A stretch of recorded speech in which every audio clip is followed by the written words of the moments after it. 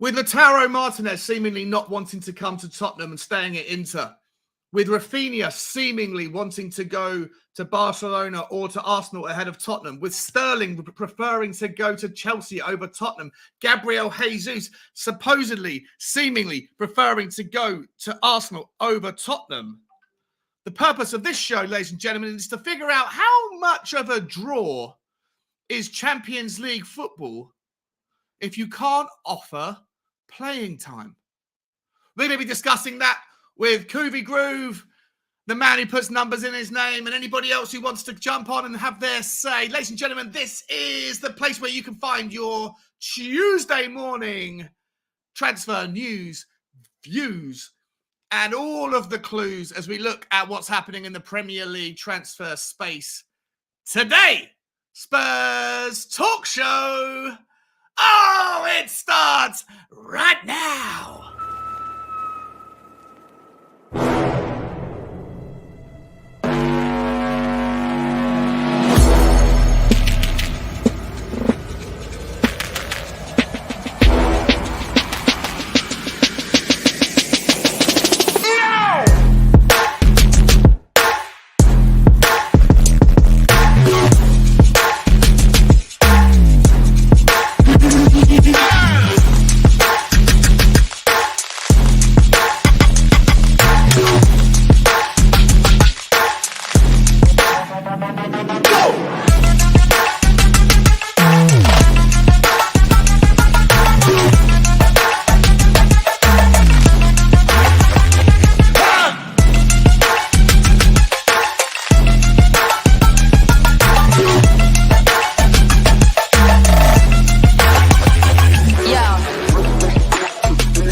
Lovely touch from him though. Harry Kane, Lucas Moura, can you do something, please? Last chance, Matt Doherty! Oh, you shite!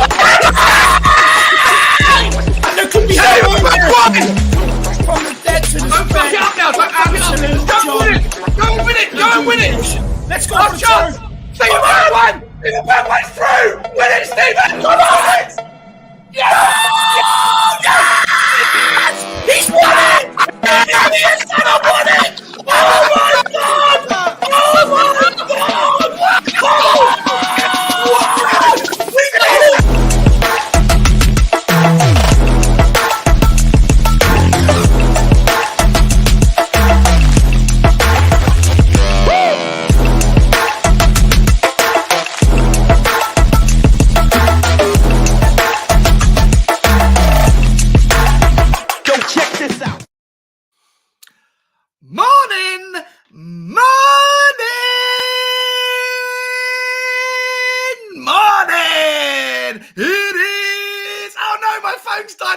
It is Tuesday. It is the 2022 version of June the 20th. I'm not sure. And you're back here with me in the Spurs Talk Show. How could that have happened? What's crack-a-lacking, people? How's everybody doing? Oh, we got another show lined up for you this morning. We're going early. We are early. It's 10:30. I hope you didn't have your mic or your earphones or whatever set too loud. You might have got a little bit of distortion there as I went a little bit high C. What's crack-a-lack? It's the 21st. I've just been told it's the 21st. I just lost a day in my life. Do you remember last week? I gained a day in my life. I gained a day. It's just been ripped away. Same thing happened last week, but I was wrong a day the other side, and now it's taken away. The Lord giveth and the Lord taketh away. Now we're back to square one. Damn it. Shit. Not how you want to start your Tuesday. Tell you what, ladies and gentlemen, there's not a massive amount of news, I'd say. There is some news. There's some updates on some regular transfer things. There's no new names being linked. As far as I can tell, there's actually one. I'm already making mistakes. There's actually one, which I'm going to drop in a minute. A guy out of Stuttgart. We're going to be talking about that, as well as what we're going to talk about the thing that's in the title of the show. And that is, I'm going to be asking questions. I want you guys to contribute. I want you guys to come on. If you want to join me and my main man, Mr. Kuba99, in a second when I bring him in, I want you to come on as well if you need and you feel like you have something to add. We're talking about how much of a pull is game time. Not game day, game time. That's the story of today, because I feel like there's a lot of players, if you believe the news, if you believe the reports, Christian Eriksen, might choose United, might choose Brentford, might choose Leicester, new name in the hat for them, over Tottenham. Why? Is it because of wages? It can't be because of lack of things to offer. Maybe Tottenham don't want to pay the wages. We'll discuss that. But what it could be is the fact that he looks at Antonio Conte's system and thinks, I'm not going to play that much in the team. If I go to United, I'm going to play every week. If I go to Brentford, I'm definitely going to be the leader of that pack. If I go to Leicester, in my opinion, you'll be facing a relegation battle next season. But to a lot of people, they're still going to do okay. We're going to talk about all that before we go any further. Ladies and gentlemen, let's bring in the man, the myth, the legend. I've got to do the doorbell. Got to do the doorbell.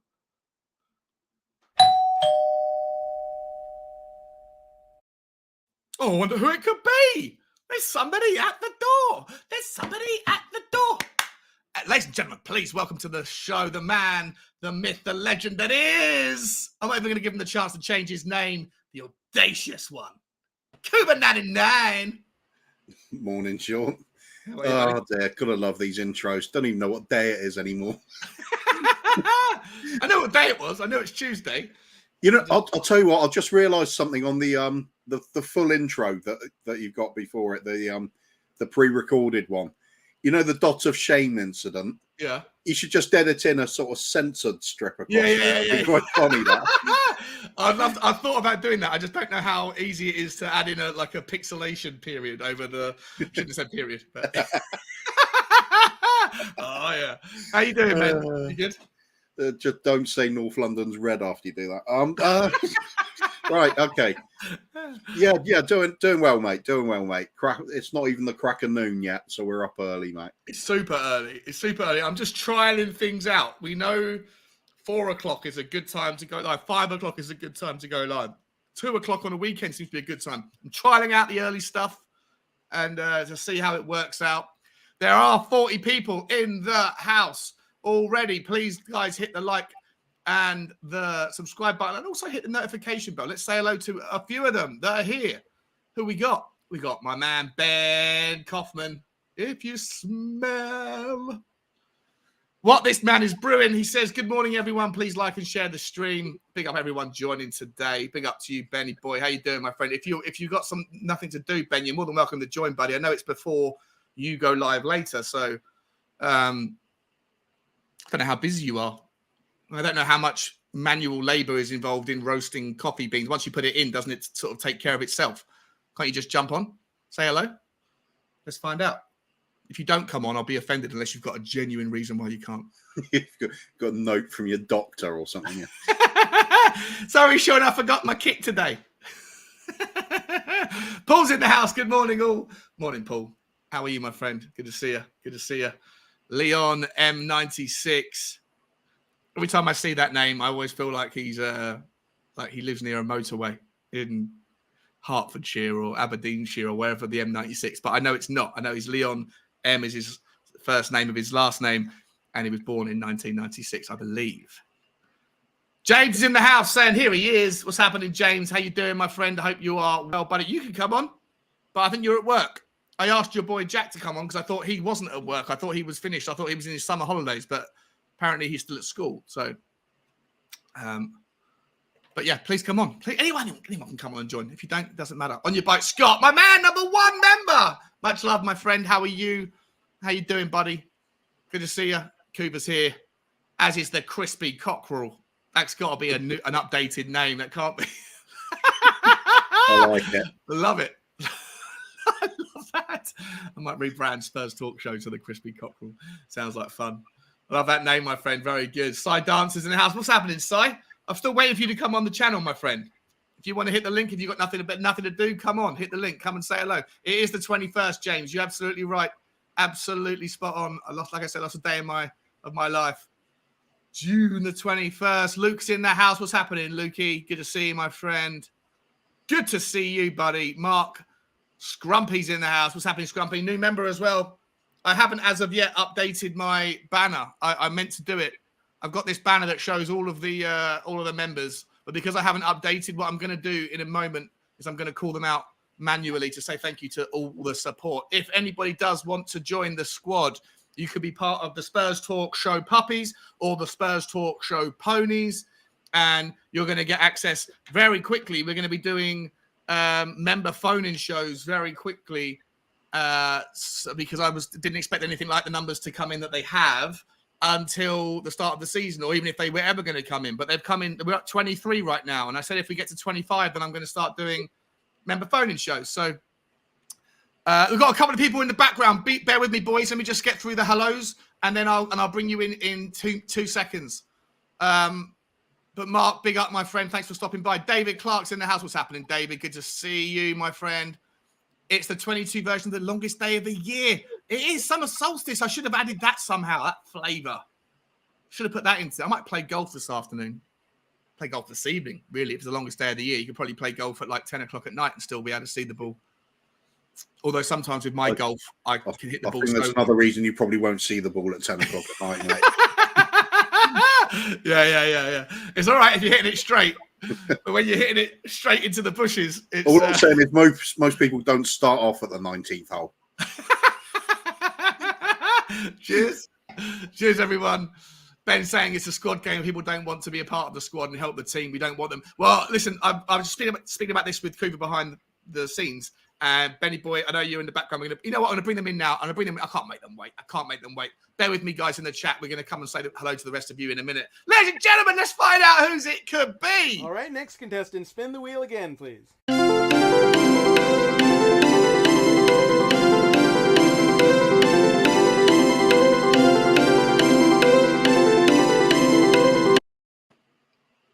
Ladies and gentlemen, I know who you think I'm about to bring in. Because I just mentioned his name, but I'm not. I'm going to surprise you.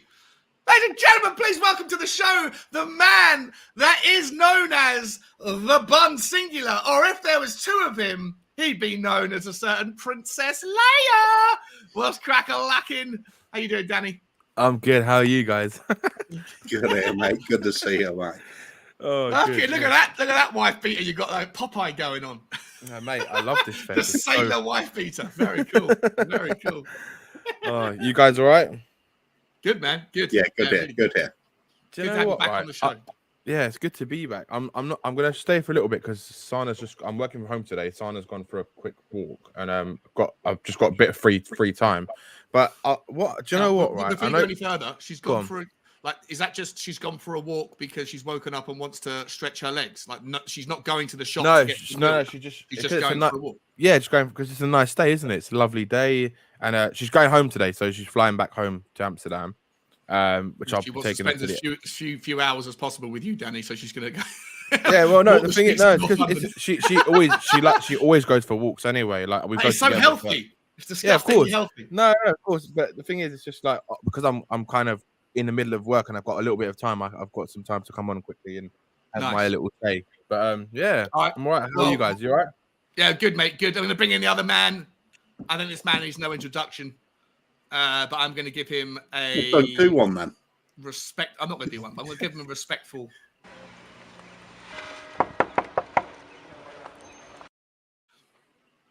No introduction. No, I can't not give an introduction. Ladies and gentlemen, welcome to the show. The man, the myth, he roasts coffee beans for a living. That is insane. What a career. What a choice of vocation. I love it. And he loves it too. Welcome to the show, The Cough. What's happening? What's happening? Good morning, everyone. Good morning. How you Bit of doing, a Benny? difficult morning this morning due to everything that's going on. And obviously I can't work from home, so it was a very difficult morning. But we're here. We're in the coffee house. We're making coffee for everyone. Probably no one's turning up today because they can't get anywhere. But we're going to have a talk on the Spurs Talk Show, hashtag all one word. And we're going to have a great day with everyone here. Nice, mate. Nice. All right, boys. Let me just bear with me 2 seconds. Let me get back to where I was in the chat and say hello to some people that are late in. Whether I get to, it's a squad game from Benny Boy. Luke, I've said hello to you. Derek, I've said hello. No, I haven't said hello to you, Derek. Hello, Derek. How you doing, my friend? Welcome. A new member as well from only a couple of days ago. Thanks for stopping by. Once again, Derek, can't wait to meet you when I go live. Brian Daigle's in the house. Big up, everyone. Have a great day. Mr. Okay. Daigletron. I'm guessing you're probably going live on We Are Tottenham TV soon, but if you did want to join, you're more than welcome, my friend. Mark H is also here in the house. What's happening, Mark? Good to see you, my friend. Adrian Schroker's here. Good morning. Good morning back. It's Daigle's final day of being 42. Yeah. Yeah, birthday tomorrow. Life begins It at is 43, birthday mate. It's a tomorrow. well-known phrase. Life begins at 43. Clement Lenglet's in the house. Big up. How's everyone doing? We are talking about Clement Lenglet as well, mate. Good to see you, my friend. The Crispy Cockerel. Said hello to you guys. Said hello, said hello. Mark Scrumpy saying it's not Scrumpy anymore. Oh, it's Mark Mabbott. Mark Gary Mabbott. Stevie Fraser's in the house. What's happening, Stevie? Good to see you. Danny Boy's in the house. Do.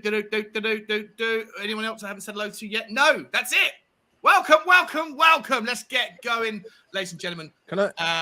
I want to get going with this. I'm going to start off with. Sure. We're not going to get into the track. Oh, yes, Danny. Can I quickly ask a question, right? Because I've been seeing some things on Twitter and stuff, and I just wanted to ask like what's people's opinions. I think I know what Kuvas is on these players, right? But so obviously we're looking at some wingers. I know you might talk about this, but I wanted to kind of bring it up.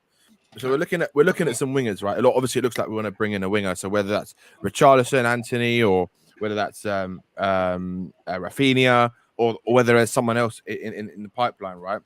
Out of those three names I've just mentioned, I did a poll which is still polling at the moment. There's like over 200 people voted on it so far, and it was between Rafinha, Richarlison, and let me just get it up right because I know. Oh, yeah. And he's looking straight down. Kuba's waiting for it. He's waiting for it. Oh yeah. So and the other player was Gabriel Jesus. So far, right? So far, there's 203 votes. Right. Rafinha is leading the way with 31%. Then it's Richarlison for 29%.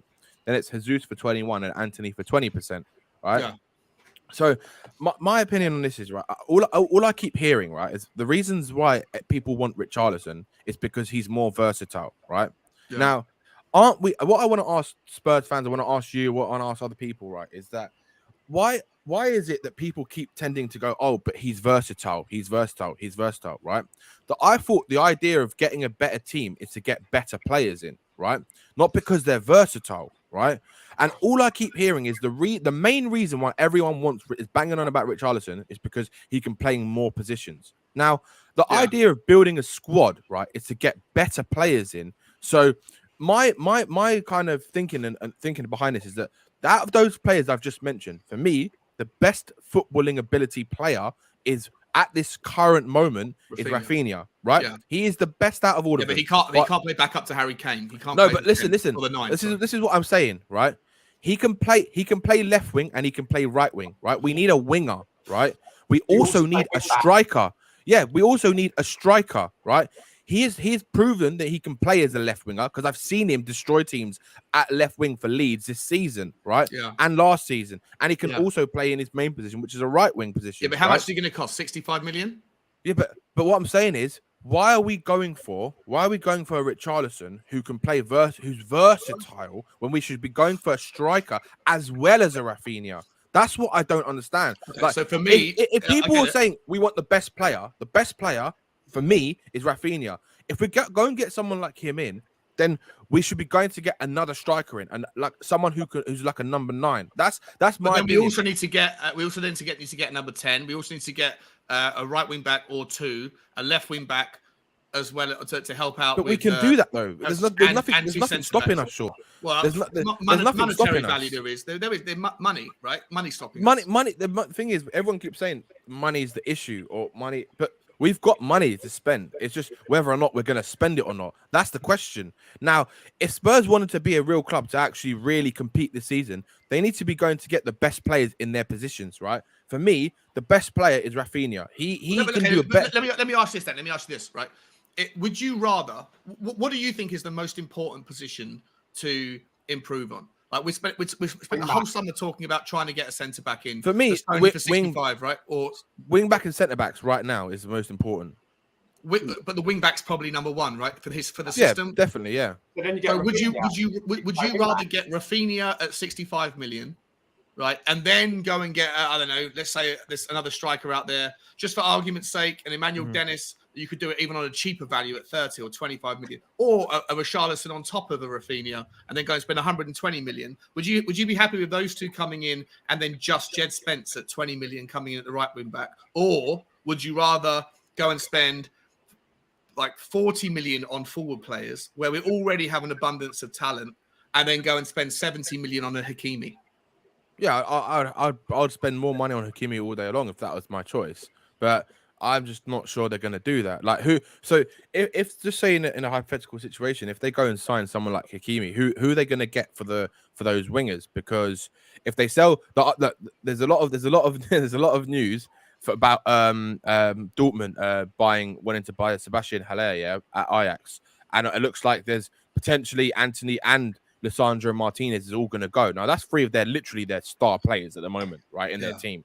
Yep. Now if all three of them go, there's talk that if that happens, that they want to spend the money on getting Bergwijn in for what they want to pay what we want, what we're asking for 25 him, million, right? Which is 25 million euros. So if that happens, he's gone. We've lost a winger and a striker right then, right? So then you need to go and buy another winger who can either play in that position, or you go and buy two more players. Now, I get this thing about Richarlison is I don't want him. And I don't want him, Danny. I'm with you in as much as I'd rather Rafinha than Richarlison, but I understand the point that he can play 9, 10, or 11. I get it, Sean. But my biggest issue is that we have time and time again, Spurs have been in this problem, in this kind of situation where we go and buy one player who's versatile, who can play in all these positions, and then what goes and happens is that player fucking gets injured. Now, if we've brought in Richarlison to go and play as our winger and our striker backup, if he gets injured and we've got no one else, what happens then? Well, of course, but right? You can't. If that's like saying if your mother's. Yeah, but I know. But what I'm saying is, two players is better than one. You go and get a striker and a winger who can play in those. So that takes money out of the pot for the right wing back. It takes money out of the pot for the centre back and the cam and everything. Yeah, no, I agree. I agree with that. But the thing is, I would rather that than not. And the thing is, there is money there, Sean. They've still got to sell players as well. They still have to sell. Well, we're going to talk about that because we haven't fucking sold it. And there is news about Harry Winks as well. So. I'm blown away by how much interest there is in Harry Winks. Like, it's madness. There's like half the teams in the Premier League like him. Before I stop rambling, Stuart Austin was saying Rafinha and Hakimi simple, right? The money is there to go and get those players right now. Like, I'm not even joking. That Spurs, if they really wanted to pull the trigger, they could literally go and buy Rafinha and Hakimi right now. You go and sell Bergwijn, that's 25 million euros back already. Yeah, you sell Lo Celso. You can sell him for like 15, 20 million. They want 30 million euros apparently. If you sell him for 25 million, 20 million euros, that's already Rafinha paid for. Literally, that's Rafinha paid for, right? You've got Harry Winks you want to sell, right? If you go and sell him for 15, 20 million, that's already money towards Hakimi already, and you haven't even touched the money. We haven't even touched hardly any of that money that was being invested into the club, right? Yeah. So the money is there, and this is what I can't comprehend at the moment with Spurs fans who keep saying, and I know a lot of people are saying, "Oh, Rafinha can play all these positions." We need more players. We need 3 or 4. We need like 7 players, really, ideally. But that's not going to happen, right? Not in one window. But I honestly, if I saw Richarlison come in and we didn't buy another striker, I'd be absolutely worried, because for me, that's not enough. If they're gonna see Richarlison as that player who's going to be all 3 positions for next season, I am very worried, honestly. Okay, great, mate. Great first point, mate. Great first point. Now we've got something. I've got all these other things to talk about, but we can put them to the back burner because they're actually boring stuff. We're going to talk about this specifically right now, and I love it, Danny. What a great intro. Before I come to, I'm going to come to Cooper first. Yep. Before then, just want to say big up to Bob Spur TV for the super chat. Hope you're okay, mate. You beautiful, average-looking commenter. I absolutely adore you, my friend. Come on, mate. Come on. I see you. You're already pissed off with what Danny said. And you want to come on and have your say. The link's at the top of the show, mate. Like as it is to anybody else who wants to join. But mate, thank you so much for the gesture, mate. It means the world. 96 people in the house at this early stage of the day. I think this is a record for the show for these early times. So the show's going again. So I really appreciate that. If you haven't already hit the like button and the subscribe button and the notification bell, means the world. I'm really taking this channel more as seriously as I can. It's because you've got great guests. It is because I've got great guests. I always have great panels and Danny. No, Danny, you're a fucking brilliant guest. Kuba, I'm gonna let you have your retort to Bun, and then I'm gonna come to Ben after that. Where do you want to go with it, mate? I was going to coin his own phrase at him, but I won't. Too early in the day, I think, for that. Yeah, the thing is with getting Richarlison... Wait, we'll do it. What's his own phrase? I'm never sure what his own phrase is. Oh. Deluded. Fucking delusional. No, it's a fair point. Yeah, it's fair. I'd also say, if you're getting if it is only Richarlison, we're not forced to play a 3-4-3 all the time. Sometimes, if you are short players up front, we can switch to a 3-5-2. We've got a bit of flexibility now. So I still think fixing the wing-back positions and the centre-back is a priority over anything up front. Richarlison, yes, it is versatility. The thing is with Rafinha, you can't look at him as filling Harry Kane's role as the target man side of it. But I am with Danny when he says, why not just go and get both? Yeah. Let's get them both. Let's get Hakimi. And then let's go and get Bremer. So you want Rafinha, Richarlison, and Hakimi, and Bremer. And Bremer and Underka. Yeah, he looks good. I think it'd be value for money as well. It's actually not as much money outlay as possibly some of the other options we're looking at. Just remember, though, we've already got to pay 45 million quid net this summer on old players that we bought 2-3 years ago where they're lasting. And that's just this summer. Over the next 2 years, we've got to pay we owe another 110 million already. I'm not trying to be the financial, I'm not trying to be the Daniel Levy, the account or the numbers don't add up, but there is financial fair play to talk about. And speaking of financial fair play, I've got PSG's figures in front of me and an article about them. And it's insane how much money they lost last year and this year. I don't know how the hell they've agreed to figure out to pay your man Mbappe the amount of money they did. But I think that might actually, if there's any legitimacy to the whole financial fair play thing, if there's not, it doesn't matter. But I feel like PSG may not be able to. How does it affect us? I feel like they may not be able to afford Skriniar. Financial fair play is a joke anyway, though, isn't it? I mean, what's going to happen? Are they going to ban PSG from European competition? They might as well. They're never going to win it. The likes of UEFA, are they going to say, "Oh no, we don't want you. We don't want Mbappe and Messi and all these players in our competition"? Of course, they're not. They just go, True. "Oh, naughty, don't do it again." There's a little fine, and they'll just carry on. So, as far as I'm concerned, just ignore it. Financial fair play is an absolute joke. It really is. So let's just go out there and get him. I think the difference is that financial fair play is a real thing to clubs that have to be self-sustainable because they don't have Tottenham don't have shell corporations, right? But Manchester City and Paris Saint-Germain, all they do is they'll go and get people within their network to set up shell companies, and then they'll sponsor or pay over the odds for certain things within the club so they can technically show levels of reveneu. This is the whole thing that when Real Madrid said there's absolutely you just go to Joe Lewis's yacht, sit on the settee and have one scoop down the back of it, and that'll cover anything. Fair enough. Okay. All right. Well, let's start with Ben. How do you feel about Danny's? Sorry, very quick as well. The financial fair play. We know we're well within the bounds of breaking those rules. Yeah, 400 million. Anyway. I think is the wiggle room. Oh, actually, it would be more than that now because the rules have changed as of this summer. So we can just do a stupid amount of signings before having to worry about that. So that's not an issue, really. Yeah, I'm going to do a proper breakdown of the FFP stuff and how Tottenham are affected by it at some point, maybe this week. It won't be it won't be a fantastically interesting show unless you're interested in that stuff, but I will do it because I've just said I would. So not someone to break my own promises. Ben, how do you feel about what Danny's saying? Rafinha over Richarlison. I agree with him. I'd rather have Rafinha. I don't want Richarlison. I know Bob Spur does. I know a lot of people in the comments. Like some people think he's worth the money. Some people think he isn't. But either way, there is a point that Richarlison can play the Harry Kane role, and Rafinha can't. Sterling can't. Jesus could, but is there 65 million quid's worth of value in Richarlison, or do you want to see us go and sign both? If that means we can't go and improve elsewhere.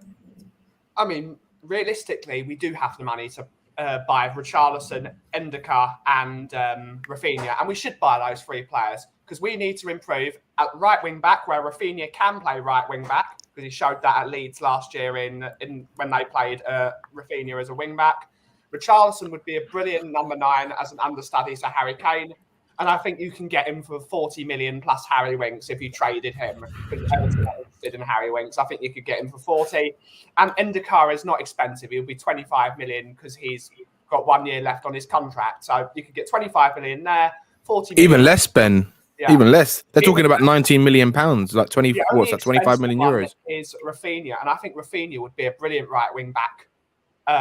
In a 3-5-2 or a 3-4-3, especially with the addition of Basuma, who will play deep. If Rafinha and Perisic go forward, Basuma will sit back. He'll be that destroyer player, and he can cover that and let Romero cover that right wing back role, which he's done for. Shit. You're saying Rafinha at right wing back? Yes, that's the same as saying Kulusevski at right wing back, isn't it? Kind of. No, but last year in a 3-4-3, Kulusevski was covering when Emerson was going forward and then doing basically fuck all. So those two would work together. Those two can swap. They were doing it. And with Basuma in there, you've got that extra buffer to allow Romero to cover that side more, which is what he was doing last year. So I think you could play, because realistically, our wing-backs are going to be wingers, with Perisic being an orthodox winger that plays wing-back, and Rafinha could play that role as well. Or if we could play 3-5-2 and play that, as Crasher said in the comments. So there is options. Richarlison would be a great option for us in smaller games where we need to be aggressive and we need to press teams, because he's got the highest press in the league. It's like 20 per game, something stupid like that. I would need Will for the stats and that. So we should get all 3 of them. We do have the money, especially if we're selling Lo Celso, if we're getting rid of Ndombele off the books, if we're getting rid of Harry Winks, if we're getting rid of Bergwijn. There is money there. It's almost a defeatist attitude that we don't have the money. Well, let me ask you this, though. Even if we can all get on board with the idea of saying, okay, let's go get Rafinha and let's get Richarlison, let's figure out a way to have it done, right? The question of the show, or the topic in the thumbnail, was how much of a draw is game time? And I'm going to go on a bit of a rant here for 2 minutes, so bear with me, guys. And I'll come to you, Ben, first. I'll let you go first on this, Ben, and then I'll reverse the order and come to Cooper and Danny. But to me, like the ability to say you're working for Conte, you've got the best training ground in the world, you've got the best stadium in the world, you've got the best ability to play with some of the best players, and you can play in the best competition in the world. And yet, despite that, people like Gabriel Jesus are far more likely right now, if we believe the in the nose or the press, and sometimes you have to just, as a fan channel, you have to go with it for the conversation. Gabriel Jesus is far more likely. He's odds-on favourite to join Arsenal. Sterling is far more likely to join Chelsea because they've got a space on the left wing where he can sit in and play most of the games. Christian Eriksen, apparently now entirely less likely to join Tottenham, more likely to join Brentford or Manchester United. Apparently agreed terms with Manchester United. I don't think because of anything else other than with Christian Eriksen, it's probably either wages, and there's a reality here that if Manchester United are willing to pay 200 grand a week, I'm going to press pause for 1 second. Brian, I didn't even do that. Kuma's in control. I'm going to bring you in. Brian, hey, good to see you, my friend. Good to see you. How you doing? I'm all good, people. How are you? Good, mate. I'm going to just let me finish my rant, and then I'll... Far away, brother. I'm listening intently. Okay, so Christian Eriksen, right? If Manchester United are willing to pay the guy 200 grand a week plus, then maybe Paratici had a chat with his agent or whatever a couple of weeks ago and found out what it was that Christian Eriksen wants. And if someone's going to get 200 grand a week plus at Tottenham, you would expect them to play, the vast majority of the games. And I don't necessarily know how much game time Eriksen would get. And maybe Paratici said the way that we would structure the deal would to pay you 120 grand a week, right, for your services, but also we'll structure the deal, which is something that I've posited 100 times. That in a way that incentivizes performance, like you're paid when you play, you're paid when you score, you're paid when you assist. But maybe Eriksen's not interested in that. Or maybe Eriksen just wants to play football, and at Manchester United, he can do that far more than he would do at Tottenham this season, in my opinion. The same with Gabriel Jesus going to Arsenal. Why would you choose Arsenal over Tottenham? Or I don't think it's going to be money. I think it's going to be game time. And so the question I want to posit to you guys en masse, and there's another guy who's going to come in right now, and I'm going to bring him in, and I'm going to let you go around the circle, is we can offer everything in the forward line space for the forwards. It's different for right wing backs, it's different for centre backs, and it might be different for a left wing back. But for the guys at the top of the pitch, when we have a Kulusevski, a Sonny, and a Kane, I'm not sure that we can offer the thing that we fans think is okay. Like, no, fuck it, compete for your place. Compete. If you don't want to be here because you have to fight for your space, then we don't want you here anyway. And that might be something that's true. But when there's these players that are available and they can go and get 85, 90% of game time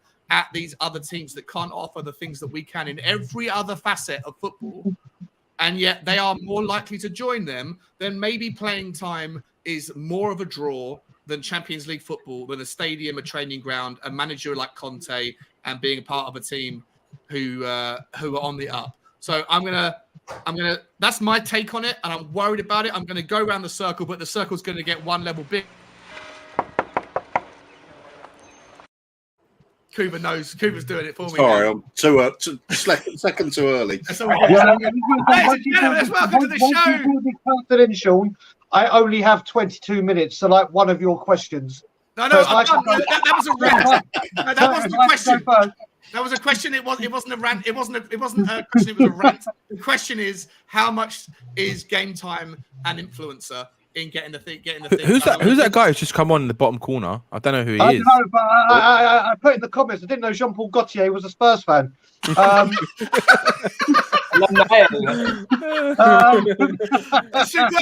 guys, wait. Let's bring in the next guy. You know him. Well, he's bigging up for all things charitable right now. He's survived far worse things than Tottenham missing out on a transfer fee. Welcome to the show, Bob Spur TV. How you doing, Bobby? Yo. Anyway, who the fuck is that? Oh, David. All right, so that's the question. That's the question. I'm going to let everyone work away, take as long as you want. I'm going to deal with the comments. I'm going to start. Where did I say I was going to start? I was going to start with Kuba. Was I? Oh no, wait, Brian. Did you say you only got 10 minutes? Could I just get rid of my sister? Do you know what? I'm just going to say something. I know that's the important question, but there's something I've been waiting to say on this show, because obviously, Sean, you and me talk about this a lot. I have to say, as of yesterday, for the first time in a while, my Levy senses are tingling. I think there's, and I'm being serious here. Oh no! I'm being serious. I'm not going full throttle yet. I'm not going full throttle or going mad. But you look at this pre-season training now starts in 9 days, 10 days. Same for me, bro. 9 days left of June. If we look at it, don't get me wrong. Basuma, fantastic purchase. Perisic, incredible, and Fraser Foster, a free, 2 frees and a 25, raising up to 30 million outlay. Don't get me wrong, the actual acquisitions are brilliant. But now I'm starting to panic, because when you see things, and when I say panic, I don't mean I'm going to go full throttle, leave you fucking nuclear. Christian Eriksen, wherever the situation is, this is now running its course. It's now going on a while. Jed Spence, who we've known for a while, was meant to be a deal. This was meant to be going through, and this was the wrap-up, nice, easy purchase. We haven't even made it. But again, a lot of this is speculative, and we don't know the full, but we've signed 3 players in. Don't get me wrong, that's good. That's a massive, massive improvement on what we normally do. But like Danny said, with all this money we've got coming in, and we know we've got players out, you would have thought, he said he wants these players before pre-season. We want these players, or before career. I'm now starting to go, oh, wait a minute. Yeah, these 3, don't get me wrong, going in straight away and getting these deals done, huge improvement on what we have had. Huge improvement. There's no denying it. But now in certain positions, now I know we could be waiting for Bastoni till the end of the month. I get that. Jed Spence is a deal that should be done if he is the one. If he's the one, yeah. If that's what I'm saying. If he's the one, and do you want him to be the one? I think he could be the one, but we need someone else stronger. Yeah, You know what I mean? I think he's one that you get in a. And I'm just going to pick a random name like Dumfries. You get Dumfries in, you get Spence in, and maybe take Spence on loan to Forest again to gain some more.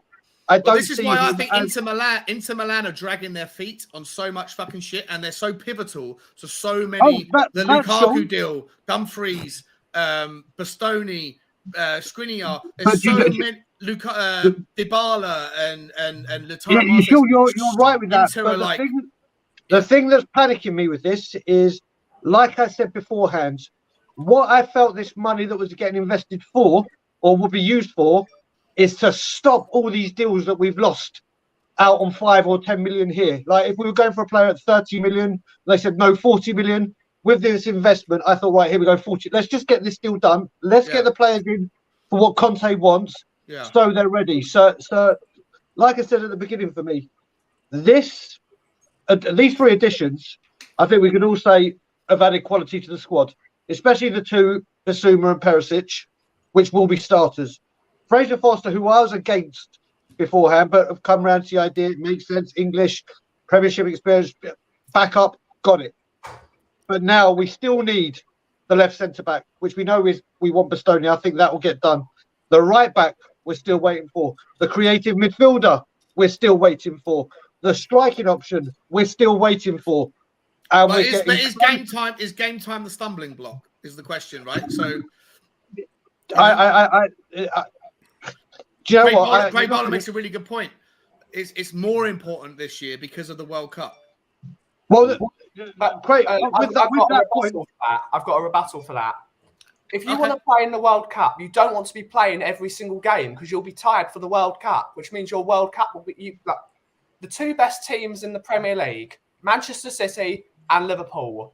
They know they're not playing every week because they're going. Yeah, but I don't think we can. Like what I was going to say, I forgot to say it in my rant was people say, well, Manchester City and Liverpool have got a team full of world-class players, a squad full of world-class players, and they all are willing to play amongst, to get their time when they can because they're playing at that level and they're going to win. I don't think Tottenham can genuinely make the same claim. I'm not sure we're there yet. You know if that's the consistent mindset, Sean, how do we get there?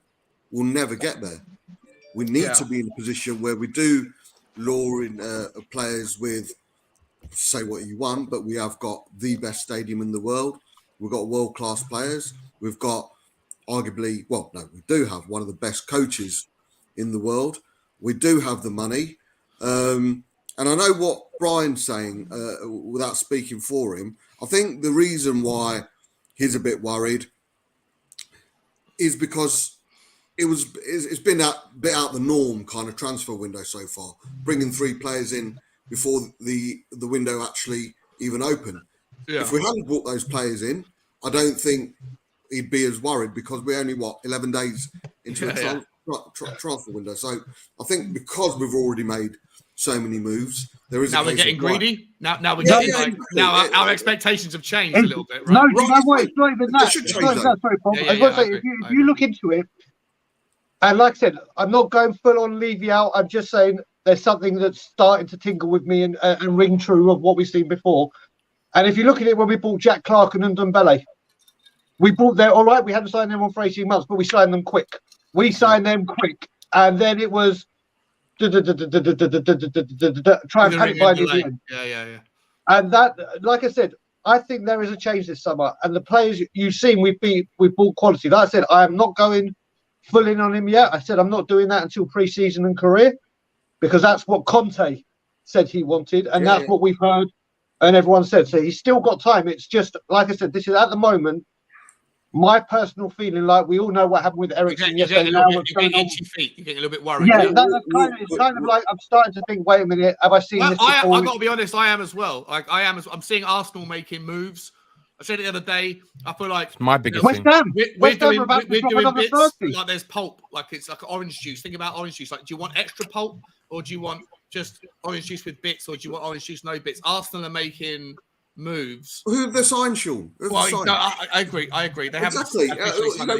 We can be linked. I don't want to go down the route of being linked to 843 players per a pre-season. I just want Week. signings. I want a Basuma when we'll wake up on a Tuesday and he's linked to us. On a Wednesday, it's confirmed. On a Thursday, he's had a medical. On Holding the Friday, he's shirt. holding up the shirt. And on Sunday, we're chilling. So yeah, I know. But as a fan show, we have to react to the news that's out there. Yeah. And the news that's out there right now, for me, is we've done amazingly well so far, and I fucking love the fact that Basuma came out of nowhere, and I hope that there's 3 or 4 more in there. I'm clinging to the hope that if we haven't contacted Eriksen for 2 weeks, it's because Perisic and his cohort have got someone better that they're focusing on. Sure, just what I was saying on We Are Tottenham TV as well. What you got to remember with the Eriksen deal in favour of Spurs is this is a deal that does not need to be wrapped up by September the 1st. Yes, he's going to sign by whoever he goes to. He's a free transfer. So as long as Spurs know what's going on, there's no real urgency to put that offer in. It could 100%. be they hear Manchester United or Ajax or whoever put a bid in, and then Spurs are alerted, just like, right, we need to act on this now. My thinking with this Eriksen deal is that there has been contact 2 weeks, whether it's 2 weeks ago, last Friday, this morning, I think there genuinely has been contact, and he knows what we're prepared to offer an interest. But right now, you look at people like Richarlison, things are heating up. Rafinha, things apparently heating up. Bastoni could be. These are players you have to sign, obviously, before September the 1st, and there is genuine interest with players on there. So I think we've just kicked the can down the road a bit for Eriksen, or Eriksen might have done that for us. There is no urgency to sign him. It's not just that, Daigle, right? Like people yesterday as well. I saw people going nuts on Twitter. Oh, so many Spurs fans just everywhere. YouTubers, Twitter. But look, Eriksen's not coming now. Romano and Alex Gold have said, look, it's not. They've pushed it to the back, sort of thing. But what people are forgetting is, first of all, right? So this is where all these things come in about people say like Romano's lying and all this kind of shit. Because first of all, a couple of days ago, he literally stated there's 3 proposals on the table for him, right? 3, and the 3 clubs that were pretty much mentioned were Spurs, Brentford, and United. All of a sudden, Spurs' proposal's not there. Like yesterday, when all this news came out about Eriksen, that's a load of rubbish. That proposal is 100% there. The only thing that's different is that maybe, like Brian has said, right, because Eriksen is a free agent, we're looking to kind of have that on the back burner. But it doesn't mean we're not going to know what's going on with Eriksen. It's whether or not they want to pull the trigger or not, right? And whether or not they feel, okay, look, Man United, he's on the verge of signing for them. Are we going to pull the trigger, or are we going to just leave it because we might have someone else lined up who's more of a player who Conte would prefer? That's the only thing I can think of. That's the only reason we will not get Eriksen is because there's a better player that Conte prefers. That is literally it. And if there's no other reason why we would not go for someone like Eriksen, even like game time, Eriksen's not looking at. He's going 30 years old. But at Man United, I can play every single week. He won't play every single week, Sean. He won't. Ten Hag will not play Eriksen every single week. That is 1,000,000% sure. I am 100,000,000% sure. He can't do that anyway. Eriksen will not play one. If he goes to Brentford, he will play because he's their best player. But if he goes to someone like United, he is not going to play game in, week out. Who's going to start ahead of him? They lost Paul. They got rid of Paul Pogba. They're looking for someone to take the Paul Pogba role. Van der Beek is going to be the player who's going to rise this season. I'm telling you that for a fact, right? Yeah, now he's got his manager back. He's going to be a different player. And I think Bruno Fernandes would be a better player this season as well, right? And there's a lot more talk. The links to getting stronger, right? That Anthony's closing in on a deal to United, right, for 40 million. And if that was to happen, I think you wait and see what Ten Hag will do with Anthony. And I'm telling you this for a fact, right? Out of all those 3 players we're linked with, Anthony is going to be the best player in the next few years out of all of them. If his progress, I love Anthony as well. I know you're a big Ajax Sean, fan. Yeah, the progress that the kid has made since he came into Ajax is phenomenal. I haven't seen progress the way he's risen at Ajax, right? Than any other player. Honestly, he came in as this really raw, this kind of shy kid, and now he's like their star. He is their star man, right? Yeah. And with Anthony, don't get me wrong, right? All of these players have their games where they're not playing, and I've seen other people. I've seen Kuva talk about him as well because I know Kuva watches Ajax like I do, and Kuva's also said that when he's playing bad, he's not really in the game, and it's true, he's like that. But you've got to remember, the kid is the youngest out of all of those players, right? Richarlison and Rafinha. Rafinha's what, 25, 26. Richarlison's similar age, 24, 25. He's 20, 21, 22 years old. He's still a young kid, right? And that's what I'm saying. I think personally, it would be better if he stayed at Ajax for another season or so, 2 years max, because I think his development will kick on even more. But if Man United go and get him and Ten Hag has his way with him, I'm telling you, this kid's gonna be special, man. Mate. I'm telling you, this kid, everyone is gonna be sitting here in a year or two's time. They'll be like, no, I agree. Danny and Kuva, you were right, mate. You were fucking right. Anthony, I'm with you, man. I'm with you on it. Player. Anthony looks awesome, which is why I don't know why we don't just do a swap, player plus. Yeah, cash I've got no idea why we're not doing that. I've got no idea. Sense. It makes complete sense. Maybe we can. Yeah, I just want to add to this because obviously there's people in the comments saying Daigle, calm down. Perisic is doing what he's doing. Listen, like I said, and everyone on this panel will know, this is me perfectly calm. I am perfectly especially calm. And do I think business may be done? Yes, I still do. I'm worried that it won't be by pre-season or career, like Perisic said that he wanted the majority of his players to get that pre-season under his belt. This whole investment into the club and the Champions League money coming in was to help get these players in for when Conte wanted them. We know how important he said it. We know how important it was for Poch when he said it. That's my concern at the moment.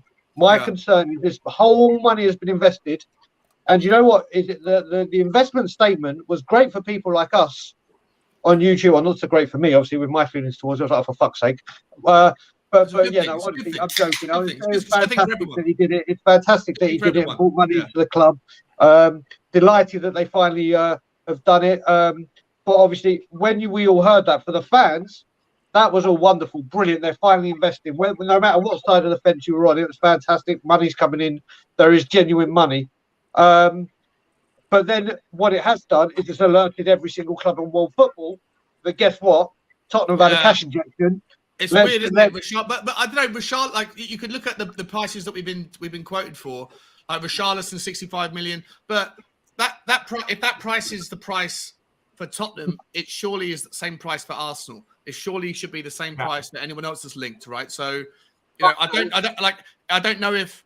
Because the players that Tottenham are interested in, or the positions that Tottenham are interested in, and this is one of the talking points. And Kuba, I'm going to come to you, and then I come to Ben because you guys have been very quiet and very patient. But like some of the positions, a centre back, right? You've got Manchester United that are all over. I said it the other day before the news dropped. I'm not trying to claim like I was ahead of the curve, but I said when Arsenal were going after Lisandro Martinez, I was like, I can't understand why Man United aren't in for him. Because he plays for Ajax, and Man United need a centre back, right? And they lost out on Dewey and Timber, and then the next day, Man United are now favourites to sign Lisandro Martinez. I don't know why Tottenham aren't going after Lisandro Martinez. He plays at left. He can play left-sided centre back over 3, over 2, or he can play left back. So for me, he's another player that Tottenham should be looking at. But my point is that Tottenham have got specific positions we need to fill, and we're competing with Arsenal and United and Chelsea for all of those positions. Chelsea need a centre-backs, and they've just missed out on Koundé. Chelsea need a striker or a forward. They're looking at Sterling. Arsenal are looking at Jesus. So are Spurs. And Man United as well. Like the 4 big teams in England outside of United and Liverpool, outside of City and Liverpool, we're all looking at the same players for the same positions: a centre-back and a striker. Kuba, how much of a draw is or isn't playing time when Tottenham can offer more in every other facet, but yet these players are stronger linked to the other clubs than Tottenham right now? I'll just disagree that we're all going for the same players. There's the one thing I'm not worried about with the same positions, not same players, same positions. Well, yeah, it doesn't matter. There's loads in those pools. There really are. There's a lot of very good players out there that fit the bill. I'm not in the slightest bit worried about who we get there because there's such a healthy pool of players to choose from. The thing is, are we going to be going for the ready-made sort of world-class player there? Probably not. So you look at the sort of level just below that, where there are lots of names that people won't have heard of yet, lots of names that won't have popped up on the sort of ITK lists yet. I don't think we have to worry about our draw there because there's literally people are going to want to be part of what we're doing at the moment. Conte is the draw. People are going to see some of these names coming in. They're going to look at the likes of Harry Kane and Son in the team. If you're ambitious, you're going to want to get with a manager with that kind of world-class talent already in the team. You're going to really want to push it. And also, if you're a good player already, why the hell would you think that you're not going to force your way into a first team? Mm-hmm. Why would I mean if you're not that? I get that. I get the logic of it, but there's just the reality of it. People would rather like the path of least resistance. Water finds the path of least resistance. But to hell with it. If they want a free ride, we don't want them at the club anyway. It's got to be players with that raging amount of ambition and raging stonk on for the club. Yeah, they got to be pushing. Then we can't be upset, right? We can't be upset then if Jesus chooses Arsenal, right? We have to remember the take we have right now, which is if you don't want to play and compete and you rather go somewhere where you're guaranteed a spot, then we can't be upset if at the end of the year we haven't signed someone like Jesus because they chose Arsenal over Spurs. We have to remember this take that if you didn't want to fight for your spot in a better, more competitive team, then we don't want you. But I would be worried about some fans saying, like they'll have that take now and then some point down the track, why the fuck didn't we go and get Jesus? Look, you can look at it the other way around as well, though, can't you? Because look at Basuma. Lots of clubs were interested in him. Arsenal certainly didn't end up with him. And yet that's the player they needed more than anybody else, in my opinion, because they're powder puff in their midfield.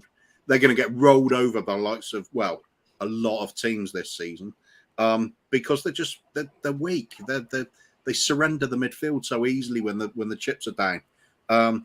You look at them when they came to our place, they just completely lost before they even get the ball. There's no character there. There's no sort of dominating midfield is a really integral part of the game when you want to compete at the highest level. And Arsenal don't have that. We did that. So don't worry about it. There will be players that will come in. They'll see the opportunity. Okay. What I do think personally, and we mentioned this on other shows, is it will be really important if we go out and just put in a massive bid for somebody that is true quality, like a Hakimi, someone like that, or a Bastoni. Actually put the bid in that gets accepted, because then it is putting out the statement that forget the other fans, forget the other clubs looking at it.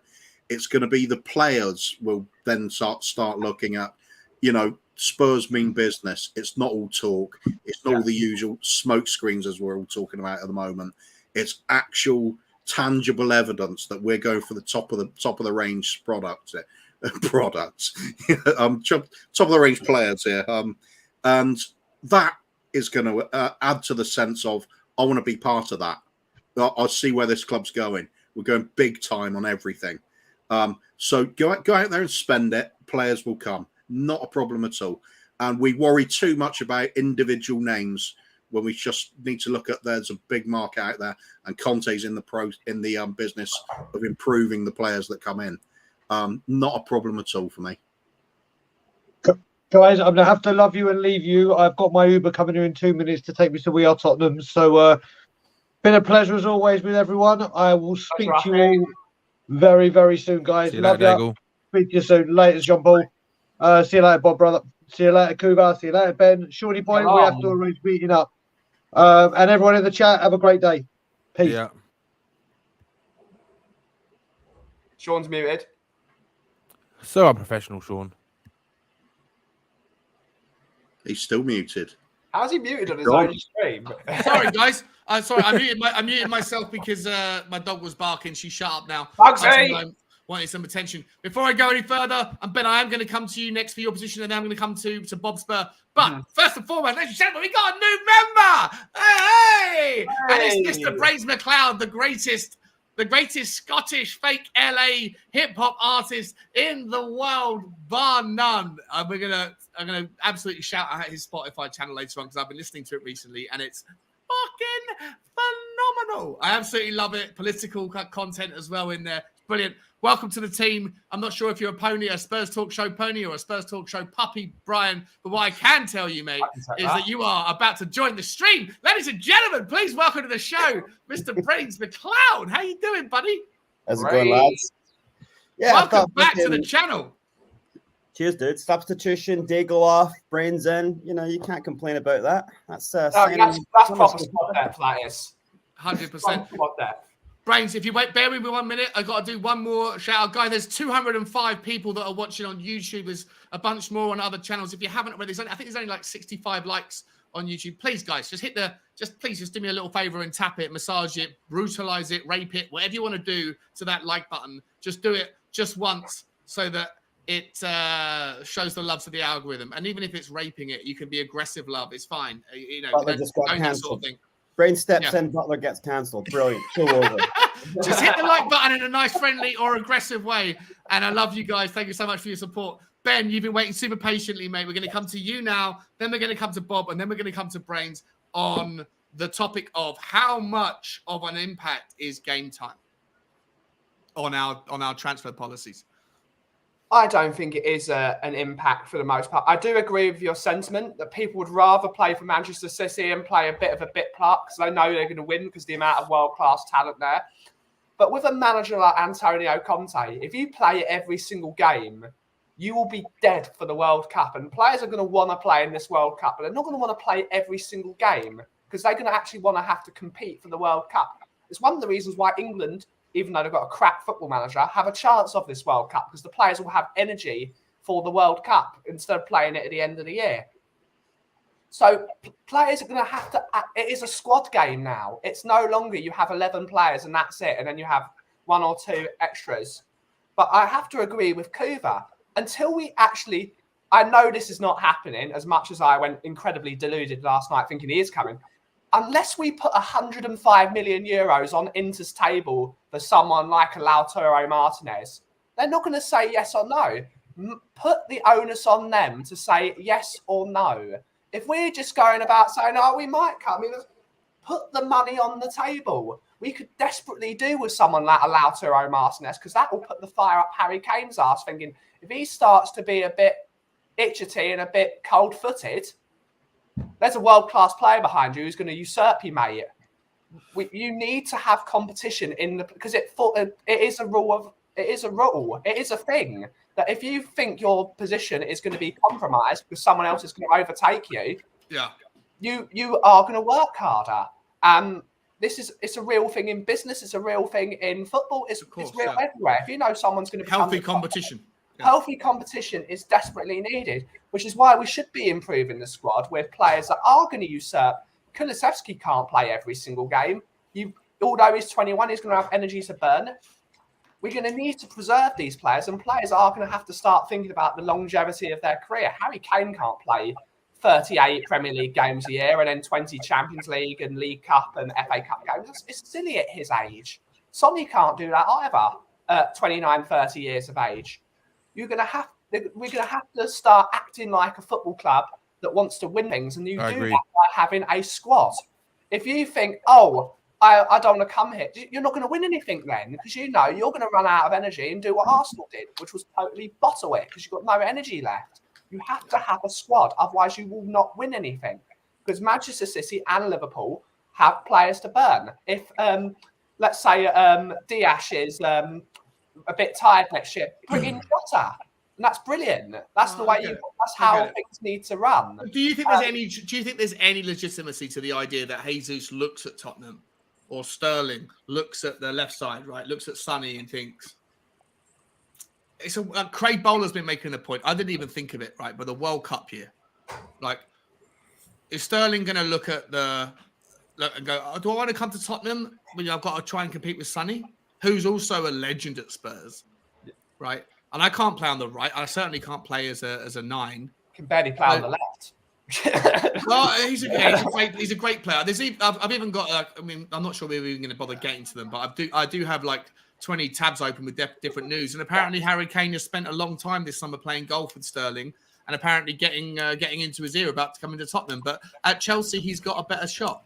right? So, Well, I'm just saying, like as much as like the idea, Ben, the idea of saying, yeah, look, competition for places is healthy. It's an adage. It's a statement saying. But generally speaking, are players really like looking to join a club where they have to fight for their space from day one? Would they rather not go to a place where they can be a superstar? Like, as much as I like the idea of competition for places, most people would rather be.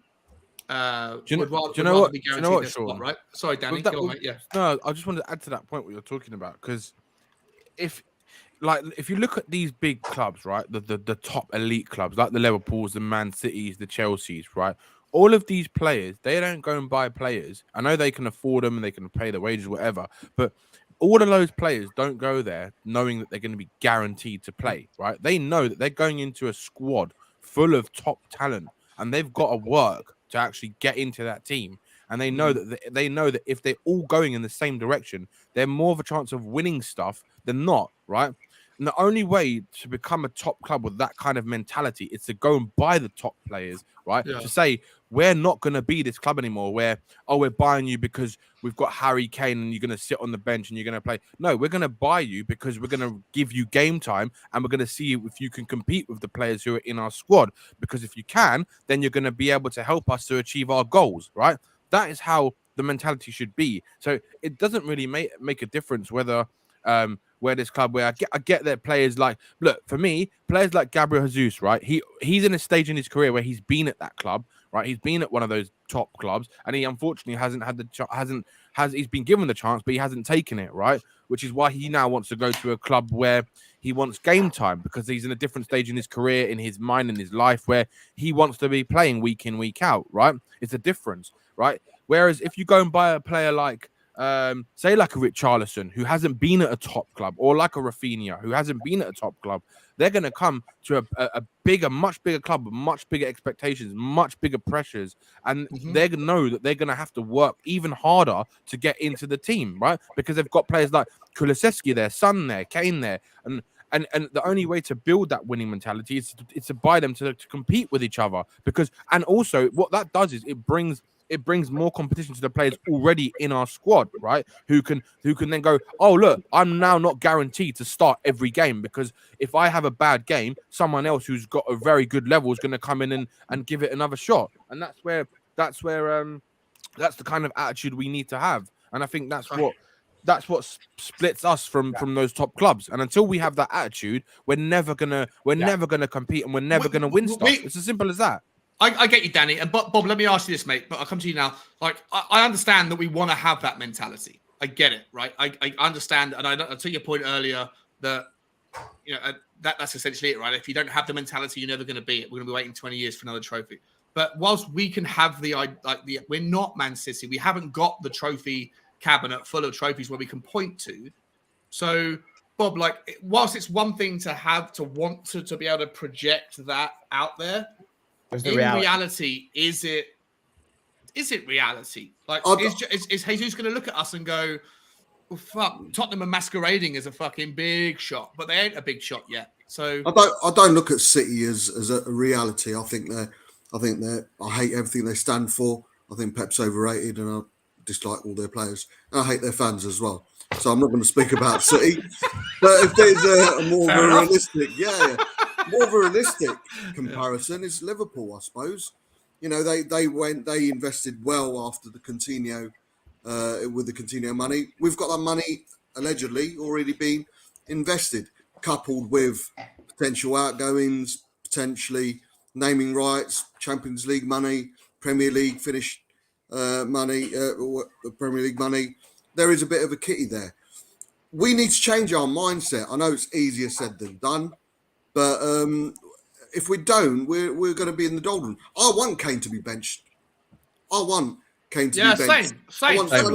I'd love to see how he reacts. Well, not only that, Sean, but we're going to be playing nearly 30 games before the World Cup. You've got to remember they're condensing the Champions League games as well.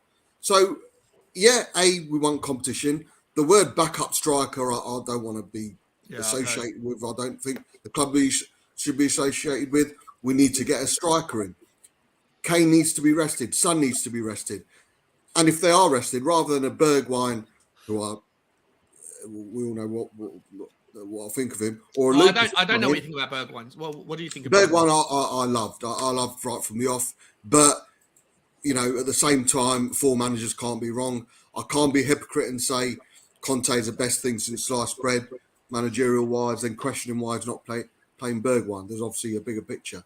So he needs to move on. He needs World Cup minutes, which is kind of, you know, going for what you're saying. But for me, if we don't play a Sonny or a Kane or a Kulusevski, we need a Richarlison to come on, a Rafinha to come on, a Martinez to come on. Yeah. I'm moving away from the whole, I wouldn't spend this on that or that on that. I'm a fan. I'm not an accountant. I don't give a shit what we spend on players. The reason I get on with you, Sean, is you're not Levy, you're not Lee Nick in. You're more of an ethnic understanding. Yeah. We can't say, or you can't say, Levy is a shrewd businessman. He's very sensible, but then question what he's going to spend on a player.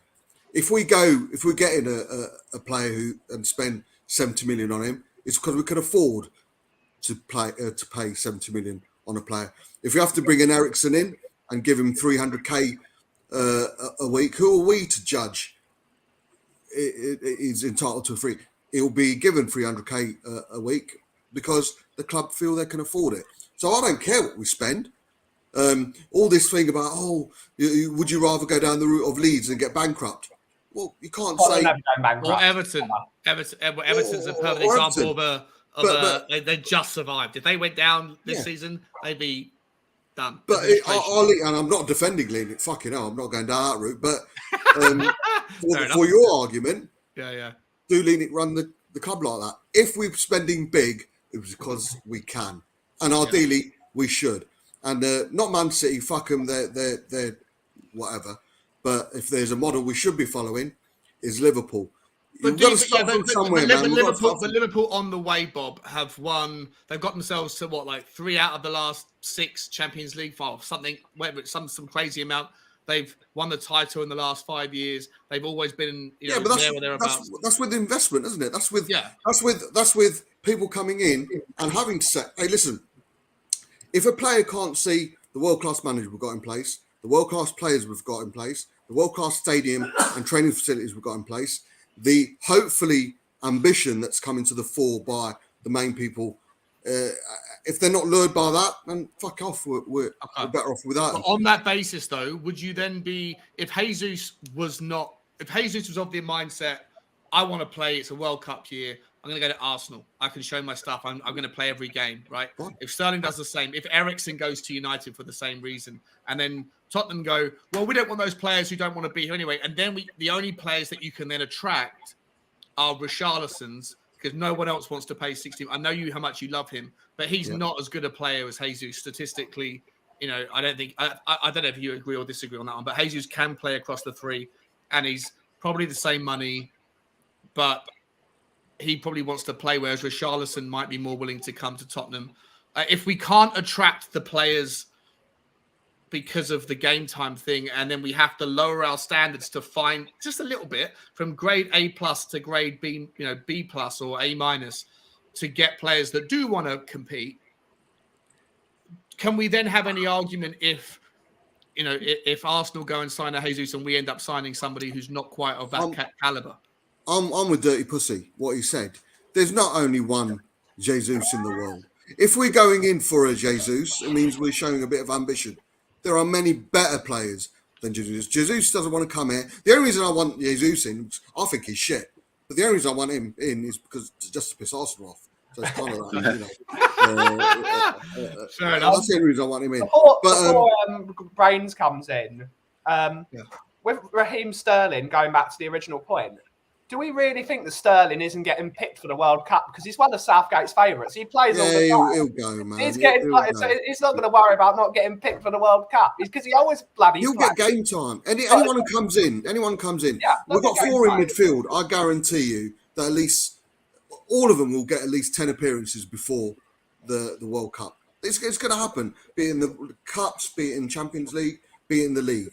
because we've got 4 good, very good options in midfield now. And that's what we want, rather than have a Bentancur and Hoiberg in midfield and looking over and wondering if Winks, Lo Celso or Dembele are going to come on. Now we've got 2 better options. The final one on Richarlison, everyone's entitled to their opinion, man. Everyone's entitled, be it Richarlison, Rafinha. For me, in my opinion, if you don't want Richarlison in, you're wrong. Okay. I'm gonna listen. But you're wrong, Bob, because you think Kit Kats are biscuits. Oh, fuck off. It's all about opinions. I personally look. If Conte wants him, I don't mind Richarlison. I just don't think he's worth the money. For me, I'm thinking money's irrelevant, Sean. Man. It's not. It kind of isn't. It isn't right. For me, I'm looking at the reason I don't give a shit about Emmanuel Dennis. I haven't got a hard on for Emmanuel Dennis. The reason why I call out Emmanuel Dennis as a perfect signing is because he can play in the 9, 10, and 11. He can play across the front 3. He can play on the right, left, or in the centre. And he's scored more goals from open play over the last 2 seasons than Richarlison has, in a team that struggled more than Everton has. And he's available for 20 million.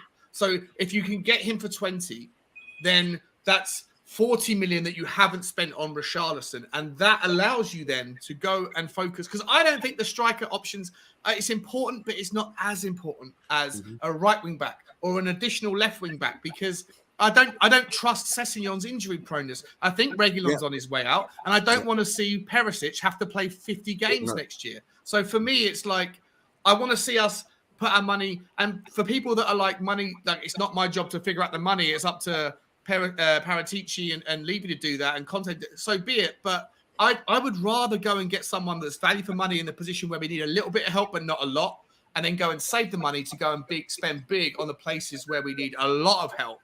And those for me are left wing back and right wing back. We need at least one more left wing back. And in my opinion, if we're going to get Spence, we need another right wing back as well. 100%. On top of a centre back. And then maybe even if Eriksen doesn't come in at a cam. Brains, mate, you've been on the show for 25 minutes and you haven't said a word, man. I'm going to let you have the fucking floor. Go for your life, bro. Where do you want to take the conversation? Right, tie it in with the. Actually, sorry, Brains. Sorry. Just before you do that. I'm leaving. No, just before you do. I've called up. 6 minutes. No fucking way. Sorry, 1 minute more. 1 minute more. Got a super chat from Jory. Is this the Joracle from? Yes, it is. Yeah. Jory, man, welcome to the team. I haven't seen you on the show before. Really appreciate you for coming on, man. Let me call this one out. We need 2 times 11 without any overall quality drop off. Individual quality differences, yes, but the sum of 11 on the pitch will always be top draw. So you're saying we need to just figure out, basically, do we have enough talent to always have a backup that is top class in every position?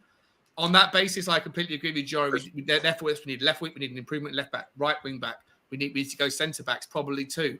Definitely. I think the defensive side of the central midfield is now complete, but probably the cam still needs a gap, and then we probably need someone who can ideally play across the front 3.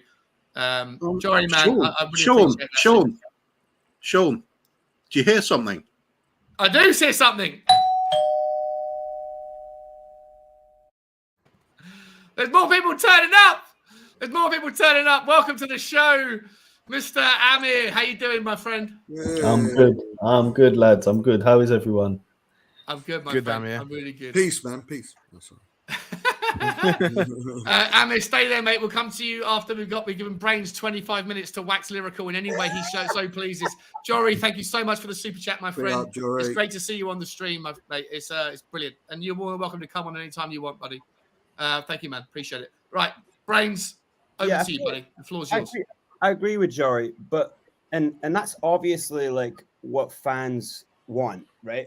What we have to do as fans, unless we just want to get constantly heartbroken with rumors. The rumor mill is like Richarlison, Rafinha, like Jesus, and then the reality is more like Ben, Brereton, Diaz. It's. This is the reality, and that reality wouldn't be a bad move. Do you understand? You have to deal with the expectation. You've got teams are like a live, living organism. Players have to leave, players have to come in. You don't just think about all this big name. Fans all just want big names to come in. give Kane some competition. Okay, we need Kane to have competition, but right now his competition is Scarlet. Do you know what I mean? It's like, let's give him a little bit more competition than that, but we're not gonna. You have to think about like the arc of a player's career. You have to think about budgets. You have to think about Spurs company policies, which is never to really go. If you've got like a superstar in a position, you are not going to buy another superstar for that position. That's just not what Levy's mind state is. So what you want is you want like really impressive up and coming players who can be the next Kane. You don't go for someone who's already done all that. As a football player, you work your way up through the ranks. You work hard to get to the Premiership. You work hard to get to a name like Richarlison. You don't then go step to the side and downwards. And I'm saying to the side and downwards for Spurs because for him, he has to go to the side and up. And that is to go and be a starter, to take his momentum from Everton and go be a starter in another team. Go and be the person. And he, as a player, you can't deny, he will go, I deserve that. I deserve that. I am a starter for Brazil. I'm a starter for Everton. I need to go and be a starter somewhere else. He's not going to come to Spurs. No one is going to come to Spurs and think they're going to dismount Kane or Son and even Kulusevski. Those three, I think, are just completely dismountable. Okay, we need to have a second 11 who are as kind of like who can do it in the Premier League, but we're not going to get. So for a backup striker, you've got Sasa Kalajdzic, or you've got Ben Brereton Diaz, or you've got Dennis. Those are great names. We as a football team, as fans, we should not snub our nose at those names. Those are fantastic players who actually are not yet at Richarlison. They're working their way up. They would love to come to a team like Spurs who are playing Champions League football, and any chance they'll get, they will kill themselves to make an impact. They will go for it. They will want it because they need it for their careers.